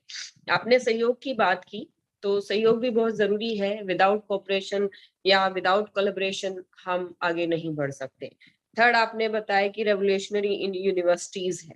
अब जैसे न्यू एजुकेशन पॉलिसीज आ रही है, तो जो कॉलेजेस हैं वो लगभग इंडिपेंडेंट हो जाएंगे। बीए का बच्चा बीसीए कर पाएगा, बीसीए के स्टूडेंट्स बीकॉम में जा पाएंगे, तो ये एक अच्छी पहल रहेगी। इसके बाद आपने बताया इनोवेशन एंड क्रिएटिविटी। क्रिएटिविटी बहुत जरूरी है। अगर बच्चा क्रिएटिव होगा तो इन फ्यूचर उन्हें जॉब की प्रॉब्लम नहीं आएगी। जो आज हमारी एजुकेशन पॉलिसी है, मे बी हम बच्चे को पढ़ाते तो हैं बट उसमें क्रिएटिविटी नहीं होती, एक्सेप्टेड टेक्निकल एजुकेशन को छोड़कर। Thank you so much, ma'am. It's a really very good and informative session for us. Once again, I'm very thankful to you in the behalf of ICERT. Thank you so much, ma'am. Thank you. Over to you, ma'am. Anita, ma'am. Okay, thank you so much, Dr. Rinku. You have handled this session very skillfully. And I would like to offer my thanks to Dr. Taruna ma'am and Dr. Geetika ma'am for their optimistic and enthusiastic lecture. Both of our delegates spoke on culture, cultural disparity के बारे में बात की है। जैसा कि गीतिका ma'am ने बताया है कि कल्चरल डिस्पैरिटी के बारे में, कॉलोनियलिज्म, पोस्ट कॉलोनियलिज्म, और यहाँ तक कि मैम ने फेमिनिज्म की भी बात की है। दूसरा, सबसे गीतिका मैम की जो सबसे अहम बात रही है कि हमें भारतीय होने पर गर्व होना चाहिए। हमें जो हमारे कल्चर की, हमारे हेरिटेज की जो अच्छाई है वो अपने जनरेशन को बतानी चाहिए। बट हमारा क्या है कि हम अपने आप को ऑप्रेस्ड कहते हैं। तो हम ऑप्रेस्ड थे but still we are not oppressed, we are not marginalised, क्योंकि आज हम आधुनिक भारत की महिलाएं हो गई हैं। So thank you Geetika ma'am, आपने बहुत सारी बताई बातें, लेकिन मैं थोड़े ही तथ्य को शामिल कर पा रही हूँ। और तरुणा मैम ने overall economic growth, gender discrimination की बात की है, साथ में हेल्थ की बात की है, हाइजीन की बात की है, और एक बड़ी अहम बात उन्होंने बताई है, stereotyped society. We women are marginalized due to our stereotyped society on the basis of gender discrimination. Charity begins at home, gender discrimination begins at our home. Parents ही हमें बताते हैं कि you are a boy and you are a girl, and they just decide certain norms that you have to stay within this boundary. और if we talk about on the basis of gender discrimination, अगर हम Judith Buttler की बात करें तो Judith Buttler कहता है कि gender is nothing but a kind of performance, it is the art of an artist, neither a man nor a woman, only the art of artist. तो हमें खुद नहीं पता है कि हम आज की महिलाएं क्या हैं, आज हम मेल हैं कि फीमेल है, कि we are just fulfilling all our responsibilities.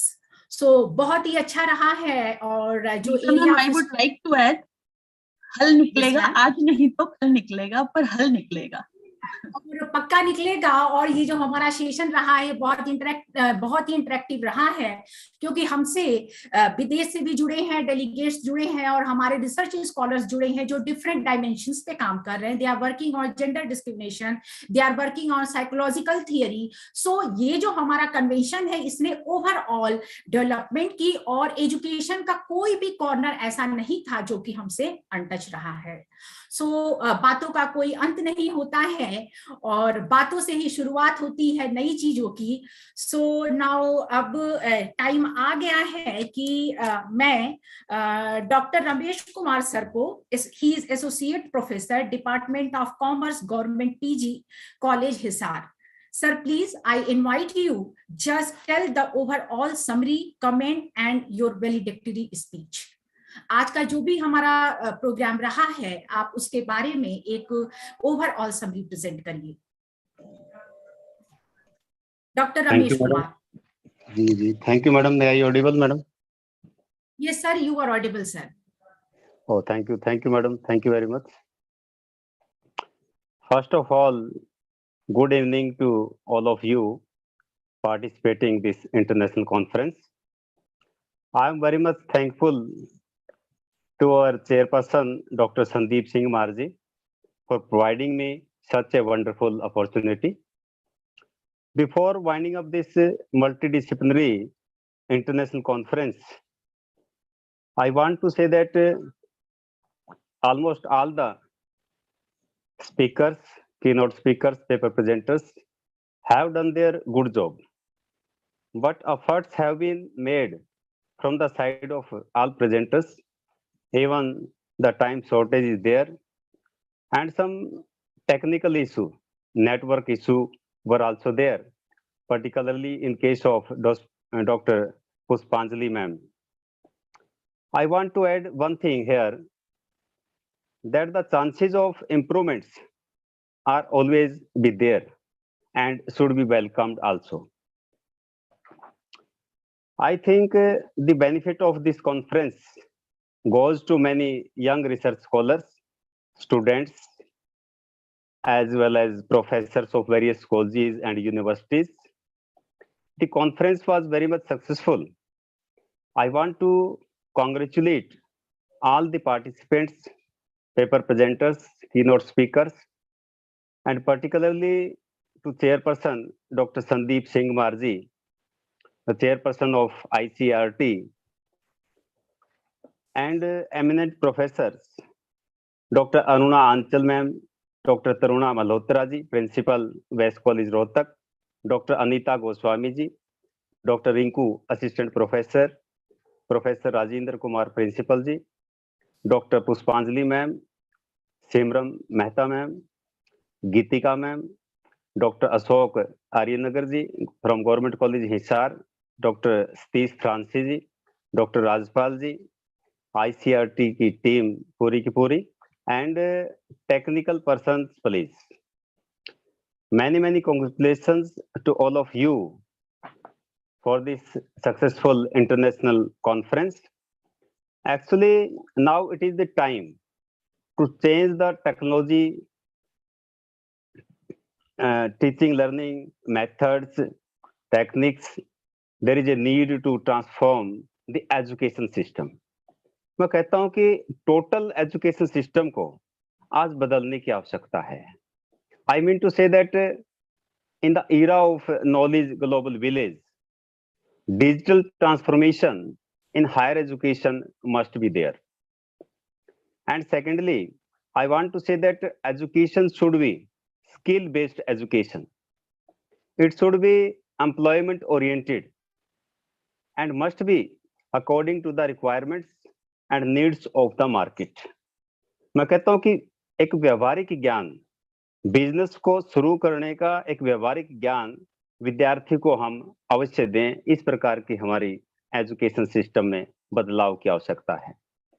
एक में थोड़ा कॉन्फ्रेंस से हटकर यहाँ पर बात मैं कहना चाहता हूं कि कोई भी देश कल्याणकारी राज्य के रूप में तभी स्थापित होगा जब प्रत्येक विद्यार्थी को अन्न, धन, तन तथा मन से संबंधित सभी आवश्यकताओं में बराबरी का दर्जा मिल पाएगा. मैं कहता हूं कि गैर बराबरी को पूरे विश्व स्तर पर समाप्त करने का टाइम आ गया है, क्योंकि एक संतुलित और शिक्षित समाज ही विकसित समाज हो सकता है. जहां गैर बराबरी होगी वो समाज विकसित नहीं हो सकता.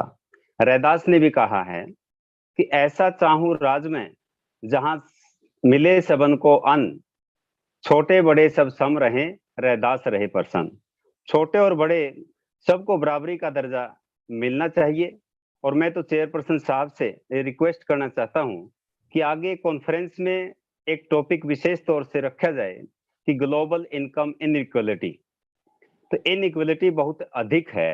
एक जगह में डाटा जो है देख रहा था, the poorest half of the global population owns just 2% of the global total, while the richest 10% owns 76% of the wealth. तो इतना ज्यादा डिस्पैरिटी वहां पर देखने को मिलती है। एक और बात मैं यहाँ पर कहना चाहता हूं कि कोई भी राष्ट्र है, उसकी ज्ञान व्यवस्था को समृद्ध करने में समर्पित विद्यार्थियों की आवश्यकता है, समर्पित टीचर्स की आवश्यकता है, जो देश की बौद्धिक विरासत में अभिवृद्धि करके उसे अग्रसारित कर सके और देश को और पूरे विश्व को ज्ञान से संपन्न कर सके और उसमें अपनी पहचान बना सके। मैं अंत में पुनः एक बार आप सभी का यहाँ पर धन्यवाद करना चाहता हूँ और विशेष तौर से चेयरपर्सन साहब ने जो इतनी बढ़िया कॉन्फ्रेंस यहाँ पर आयोजित करवाई है। I am very much thankful to all of them. Thank you very much. Thank you गुरुजी, thank you. Thanks sir. Thank you. Thank you sir. और आपने पूरी तरीके से from beginning to the end आपने समराइज किया है और हमारा जो भी कन्वेंशन रहा है उसके शीर्षक की सार्थकता, उद्देश्य और सफलता के भी बारे में आपने बताया है। और मित्रों, जैसा ICERT की परंपरा रही है कि ये अपनी जिम्मेदारियों को बखूबी निर्वहन करता रहा है, अतः अभी तक तो आपने हमारे अलग डेलीगेट्स को सुना और उनसे काफी लाभान्वित हुए। अब हमारी जो परंपरा है उसको कायम रखते हुए मैं मिस सिमरन मेहता मैम से, जो एग्जीक्यूटिव डायरेक्टर ऑफ ICERT हैं, उनसे रिक्वेस्ट करती हूँ कि शिक्षा रत्न अवार्ड जो दिया जाता है, आप कृपया उसको नॉमिनेट करें और हमारे जो भी अवार्डी हैं 1 by 1 उनको फैसिलिटेट करते हुए इस प्रक्रिया को आगे बढ़ाएं। Miss Simran Mehta ma'am. Thank you ma'am for inviting me. I am Simran, the Executive Director of ICERT. Today I am here for presenting Shiksha Ratan Award 2022. So on the behalf of ICERT, I want to congratulate to all the awardees. Now it's time for Shiksha Ratan Award 2022. Now we will start from our first award. This is a Lifetime Achievement Award for Dr. Rajendra Kumar.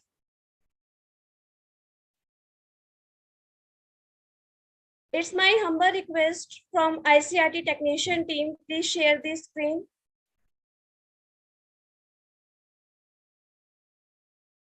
Yeah. Dr. Rajendra Kumar, Principal, Jyotiba Phule Government College, Radaur, Haryana. Congratulations, sir. Our next awardee name is Dr. Taruna Malhotra, Principal, Vash College of Education, Rohtak. Congratulations, ma'am. Thank you very much, ma'am. Welcome, ma'am. Our next awardee name is Captain Gitika Singh, Indian Veterans Association, Brisbane, Australia. Congratulations, ma'am.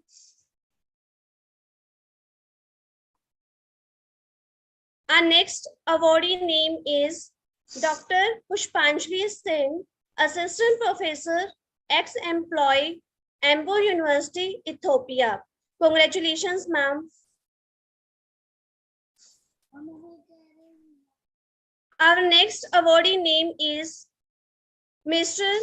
Train Mai Helok, Lecturer, Department of International Relations, Ho Chi Minh City University of Foreign Languages, Information Technology, Ho Chi Minh City, Vietnam. Congratulations, sir. Thank you so much, ma'am. This is Dr. Pushpanjali Singh for the award. Thank you. Okay, welcome, ma'am. Our next awardee name is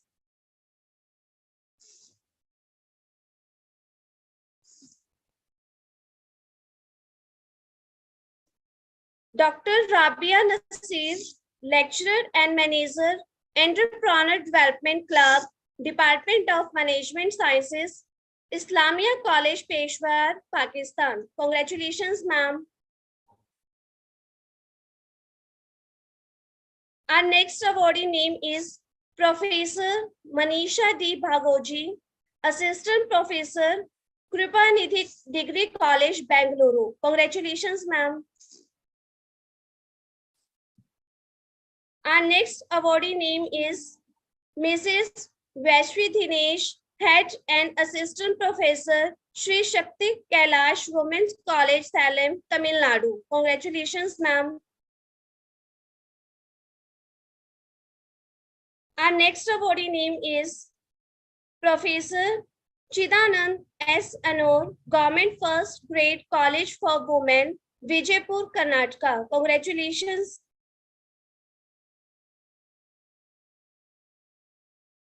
Our next awardee name is Dr. Jayanti Rajendran, Professor, Swidha College of Engineering, SIMAS, Punamili, Chennai, Tamil Nadu. Congratulations, ma'am.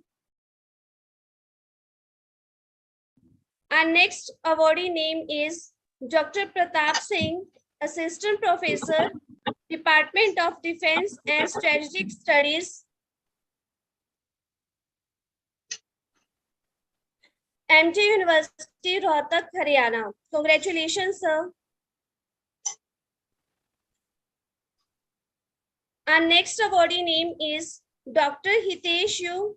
Singria, Associate Professor, SVKM's Mithibhai College of Arts, Chauhan University Institute of Science and AJ College of Commerce and Economics, Vilaypare West, Mumbai. Congratulations, sir. Our next awardee name is Dr. Rajpal, Assistant Professor, Government PG College, Hisar. Congratulations, sir. Our next awardee name is Dr. Poonam Sethi, Assistant Professor, Guru Nanak College, Chennai. Congratulations, ma'am.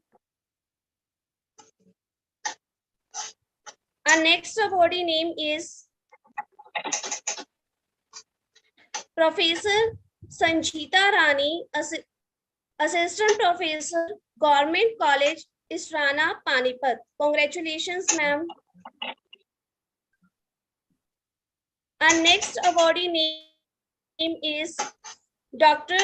Krishna Jubain Monda, Assistant Professor, Sri Shankaracharya Mahavidyalaya, Bhilai, Chhattisgarh. Congratulations, sir. Our next awardee name is Mr. Danis Janeed, Assistant Professor, Gitanjali Institute of Technical Studies, Udaipur, Rajasthan. Congratulations, sir. Our next awardee name is Mr. Mahendra Dwivedi, Lecturer, Board of Technical Education, Lucknow. Congratulations, sir.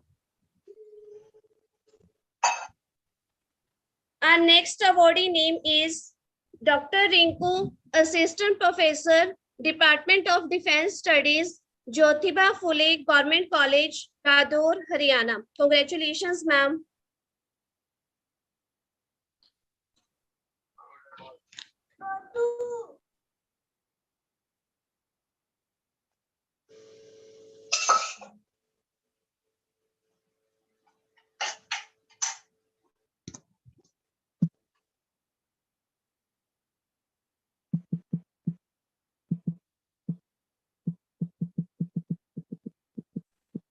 Our next awardee name is Mrs. Dimple Juneja, Research Scholar, Vidya Bhavan, GS Teachers College, Udaipur. Congratulations, ma'am. Our next awardee name is Professor Munendra Kumar, Professor and Head Department of Education, Kishan Institute of Teachers Education, Meerut. Congratulations, sir. Our next awardee name is Mr. Rajeshekar Bodhu, Lecturer, Software Engineering Department, College of Computing and Informatics, Haryana University, Ethiopia. Congratulations, sir. Our next awardee name is Dr. Jitendra Kumar, Assistant Professor, Department of Defense and Strategic Studies, Gorakhpur University, Gorakhpur. Congratulations, sir. Our next awardee name is Dr. Manisha Dicambro Azor, Associate Professor and the Head Department of Education, Dr. Baba Saheb Ambedkar, Marathwada University, Aurangabad, Sub-Campus, Osmanabad. Congratulations, ma'am. Our next awardee name is Dr. Kamal Kishore, PGT Lecturer, GSSS, Fatehgarh, Jind, Haryana. Congratulations, sir. Our next awardee name is Dr. C. Maliga, Assistant Professor, Department of Economics, Government Arts College for Women, Salem. Congratulations, ma'am. Our last awardee name is Dr. C. Gomthi, Assistant Professor, Department of Economics, Government Arts College for Women, Salem. Congratulations, ma'am. And once again, congratulations to all the awardees. Thank you.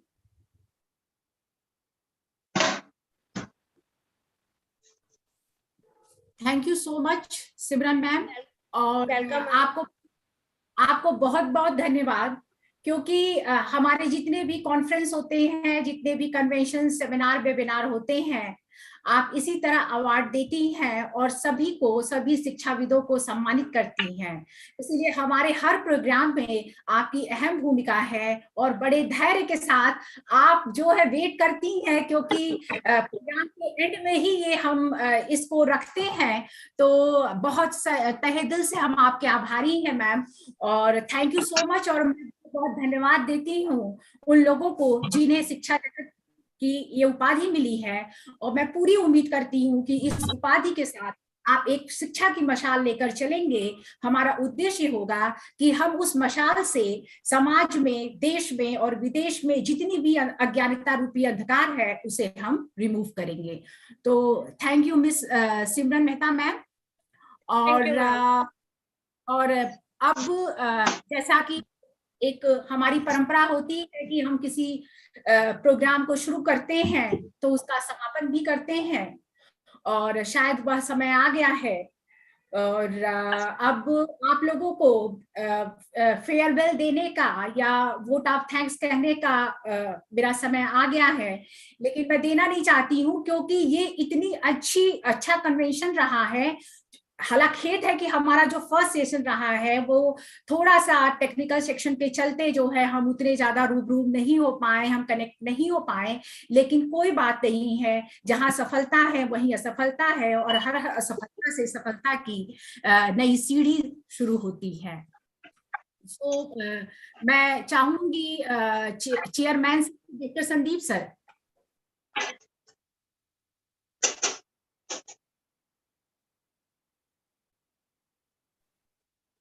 Sir ji आप जी जी कुछ अपने विचार व्यक्त करिए, हम आपको सुनना चाहते हैं। जी जी जी जी तब उसके बाद मैं धन्यवाद ज्ञापन करूंगा। Jyotiba Phule government college Radaur Haryana, international council for education research and training की पूरी टीम, इस कन्वेंशन के चीफ पैटर्न के तौर पे हमारे बीच मौजूद रहे doctor Ramesh Arya sir, associate professor department of commerce government PG college Hisar, आप मेरे गुरुजी भी हैं। गुरुजी नमस्कार आपको। हाँ बिल्कुल, नमस्कार नमस्कार। Chief patron professor doctor Arunachal ji, Executive Director ICERT, Dean and Head Faculty of Education, Baba Mastanath University, Rohtak. Guest of Honor, Professor Dr. Rajendra Kumar, Principal Jyotiba Phule Government College, Radaur Haryana. Convention के सेक्रेटरी के तौर पर मौजूद रही doctor Anita Goswami ji, assistant professor department of English, IEC university Solan, Himachal Pradesh. Doctor Rinku, assistant professor department of defence studies, Jyotiba Phule government college, Radaur Haryana. Guest speaker के तौर पर हमारे बीच मौजूद रहे doctor Taruna Malhotra ji, principal west college of education Rohtak, captain Geetika Singh, doctor Pushpanjali Singh. वे आप सभी प्रतिभागी कि जिनकी मौजूदगी से आज ये कन्वेंशन सफल हुई है, तो चंद शब्दों में मैं ICERT की तरफ से, गवर्नमेंट कॉलेज रादौर हरियाणा की तरफ से आप सभी का आभार व्यक्त करता हूं कि जिन्होंने आप एक समय जितना भी जिसको मिला वो कन्वेंशन से जुड़ा रहे और शुरू से लेकर अंत तक। यदि मैं अब भी देखूं, अब भी 84 प्रतिभागी जूम पर और बाकी यूट्यूब पर अब तक भी जुड़े हुए हैं। अब तक का मतलब मैं इसलिए कह रहा हूं, हमेशा एक रीत होती है ये, जो कि कैंडिडेट खुद बना देते हैं कि जब ऑनलाइन किसी कॉन्फ्रेंस में, वर्कशॉप में या कन्वेंशन में फीडबैक लिंक मिल जाता है, उसके तुरंत बाद लीव कर जाते हैं। लेकिन यहां ऐसा कुछ नहीं हुआ, ऐसा यहाँ कुछ नहीं हुआ। टेक्निकल प्रॉब्लम है शायद। आवाज तो मेरी आ रही होगी मैम? हाँ, आवाज आ रही है सर, बहुत बढ़िया। टेक्निकल से प्रॉब्लम हुई है। तो आप सभी का एक बार दोबारा फिर मैं दिल से आभार व्यक्त करता हूं। विशेष तौर पर आज के कार्यक्रम में चीफ पैट्रन के तौर पर मौजूद रहे डॉक्टर रमेश आर्या जी और डॉक्टर अरुणाचल जी, और पूरे कार्यक्रम के दौरान मॉडरेशन कर रहे कन्वीनर के तौर पर, कॉन्फ्रेंस सेक्रेटरी के तौर पर मैम अनीता गोस्वामी जी और डॉक्टर रिंकू जी। बड़ा एक सफल संचालन किया है आपने। शीघ्र ही हम मिलेंगे एक बहुत अच्छी इंटरनेशनल कॉन्फ्रेंस के साथ अगले महीने। गर्मी का मौसम जरूर है, लेकिन ऑनलाइन के तौर पे तो मेरे ख्याल से कोई गर्मी का विशेष प्रभाव नहीं पड़ता। और उसके तुरंत बाद फिर अगले महीने हम फेस टू फेस मिलने जा रहे हैं, एक इंटरनेशनल कॉन्फ्रेंस विद सरप्राइज।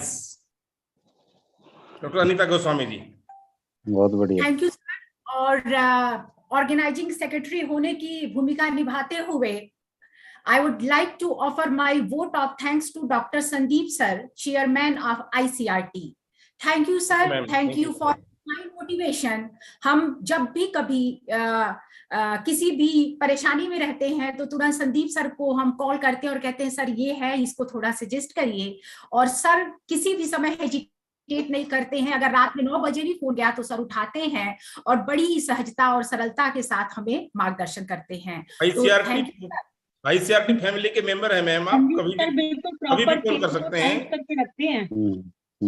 और सर आपके साथ जो यात्रा शुरू हुई है ये अनंत यात्रा है। और मैं एक लाइन मुझे याद आ रही है रॉबर्ट फ्रॉस्ट की, जो मैं कहना चाहूंगी संदीप सर के लिए और ICERT के लिए। The woods are lovely and deep, but I have promises to keep and miles to go before I sleep and miles to go before I sleep. So ये हमारी जो यात्रा है ये रुकने वाली नहीं है। चाहे पैंडेमिक आए, चाहे वर्ल्ड वॉर आए, हम इसी सहजता के साथ आगे बढ़ते रहेंगे। अनंत यात्रा का दौर इसी प्रकार चलता रहेगा आप सभी के सहयोग से। बिल्कुल सर। और next I would like to offer my vote of thanks to Professor Aruna Achal ma'am, Executive Director ICERT. Thank you so much ma'am for your benign presence and you motivated us well. And then after I would like to offer my vote of thanks Dr. Ramesh Kumar, Chief Patron. Thank you so much sir, आपको सुनने का मौका मिला। Thank you madam, thank you. से आपने explain किया है, आप सर के गुरुजी हैं, हमारे गुरुजी हैं, हमारे श्रेष्ठ हैं। और हम चाहेंगे कि आगे ऐसे ही प्रोग्राम में आपको सुनने का, हमें इंटरेक्शन करने का मौका मिले। Thank you so much sir, आप सर हमें चाहिए। और now there were our 4 delegates जो अभी भी हमसे जुड़े हैं, और तरुणा मैम और पुष्पांजलि मैम और गीतिका मैम और राजेंद्र कुमार सर, सभी लोगों ने बहुत ही अच्छे तरीके से हमारा ज्ञान वर्धन किया, उत्साह वर्धन किया। और वो एक जो ग्लोबल इश्यूज है, ग्लोबल इश्यूज क्या है after pandemic? Poverty, starvation, hunger, migration, and you can say that insecurity, psychological trauma. हम सभी अनएम्प्लॉयमेंट की तरफ, जो हमारी जो यंग जनरेशन है, वो लैक ऑफ नॉलेज है, और लैक ऑफ नॉलेज है तो लैक ऑफ एग्जिस्टेंस है। They have become the victim of psychological traumatic situation कि अभी तो 4th फेज आने वाला है। अभी जो एक र्यूमर उठ रहा है कि र्यूमर क्या है, कुछ शुरुआत भी हो गई है कि अब कोविड का 4th फेज आने वाला है, और एक लोअर क्लास से लेकर हाई क्लास का तबका भी सोच रहा है कि अब आगे हम क्या खाएंगे।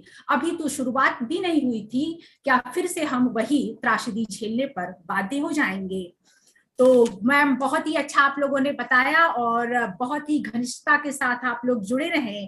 और इसके बाद I would like to offer my thanks miss Simran ma'am. Simran ma'am का कह सकते हैं कि कंट्रीब्यूशन हमेशा ही रहा है, और इसके साथ ही साथ ज्योतिबा फूले जो कॉलेज है उसके जितने भी डेलीगेट्स रहे हैं, डॉक्टर रिंकू रही हैं, from beginning to the end they cooperated me, they cooperate ICERT, so we are the part of this family. ICERT सिर्फ एक ऑर्गेनाइजेशन नहीं है, बल्कि एक वॉइस है, एक आवाज है। आवाज इंटेलेक्चुअल्स की है, आवाज रिसर्च स्कॉलर्स की है, आवाज स्टूडेंट्स की है, और आवाज सिर्फ भारत की नहीं पूरे विश्व की है। सो मैं ये मानती हूँ कि हम सभी इंटेलेक्चुअल्स बहुत ही we are highly independent to ICERT, और रेड्डी सर के बहुत ज्यादा आभारी हैं जिन्होंने एक ऐसा प्लेटफॉर्म दिया है जिसपे हम टाइम टू टाइम हर मंथ में हम आते हैं, नए विचारों के साथ आते हैं, नए इश्यूज के साथ आते हैं, और लोगों को ये सोचने पर बाध्य करते हैं कि आखिर क्या शिक्षा एक ऐसी मसाल है जिससे सभी समस्याओं का समाधान हो सकता है। तो सही बात है, शुरुआत भी हम बहुत ही जोरदार करते हैं और अंत भी हमारा बहुत जोरदार होता है। और इसी सब के साथ मैं अब आप सभी को गुड नाइट कहती हूँ, शुभ रात्रि कहती हूँ। और टेक्निकल जो भी इश्यूज रहे हों, तो हम तो now we have become the part of global village, और ये जो समय है ये समय टेक्नोलॉजी का है। टेक्नोलॉजी हमें कहाँ से कहाँ उठा देती है और कहाँ से कहाँ गिरा देती है, but now we must be always highly independent to technology कि we are able to conduct the online webinar, conferences, seminars. सो आप सभी को मैं तहे दिल से धन्यवाद करती हूँ, आभार व्यक्त करती हूँ सभी सदस्यों का, ICERT मेंबर का, ज्योतिबा फूले जो कॉलेज है हिसार में। और बस ऐसे ही हमारी यात्रा चलेगी, अभी ये अंत नहीं बल्कि नई शुरुआत है। धन्यवाद। Thank you sir, thank you so much. Thank you so much, ma'am. Very good. Thank you ma'am. To one and all, thanks a lot. Thank you. Thank you. Thank you, ma'am.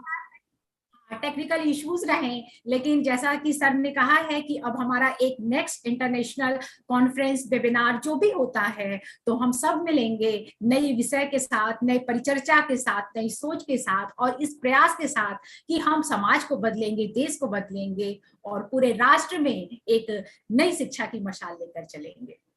Thank you so much sir. प्रणाम, शुभ रात्रि। Thank you, ma'am. Thank you. Sir अब may I leave? Yes ma'am, yes, सभी leave कर सकते हैं अब। बहुत बहुत आभार सभी का। जो हमारे पार्टिसिपेंट्स हैं, हमारे रिसर्च स्कॉलर्स हैं, अगर आप नहीं होंगे तो हमें सुनने वाला कोई नहीं होगा। और मैं देख रही हूँ कि शुरू में भी आप जुड़े थे, और जैसा सर ने कहा कि आप जुड़े हैं। मेरे जो रिसर्च स्कॉलर्स हैं, हमारे जो यूनिवर्सिटी में हमारे जो कलीग्स हैं, दे ऑफन से कि मैम हम कहीं भी हो लेकिन हम ICERT के किसी प्रोग्राम को मिस नहीं करते हैं। तो वाकई आप सब जुड़े रहिए, आप सब बने रहिए। Thank you so much. Good night. Good night ma'am, good night.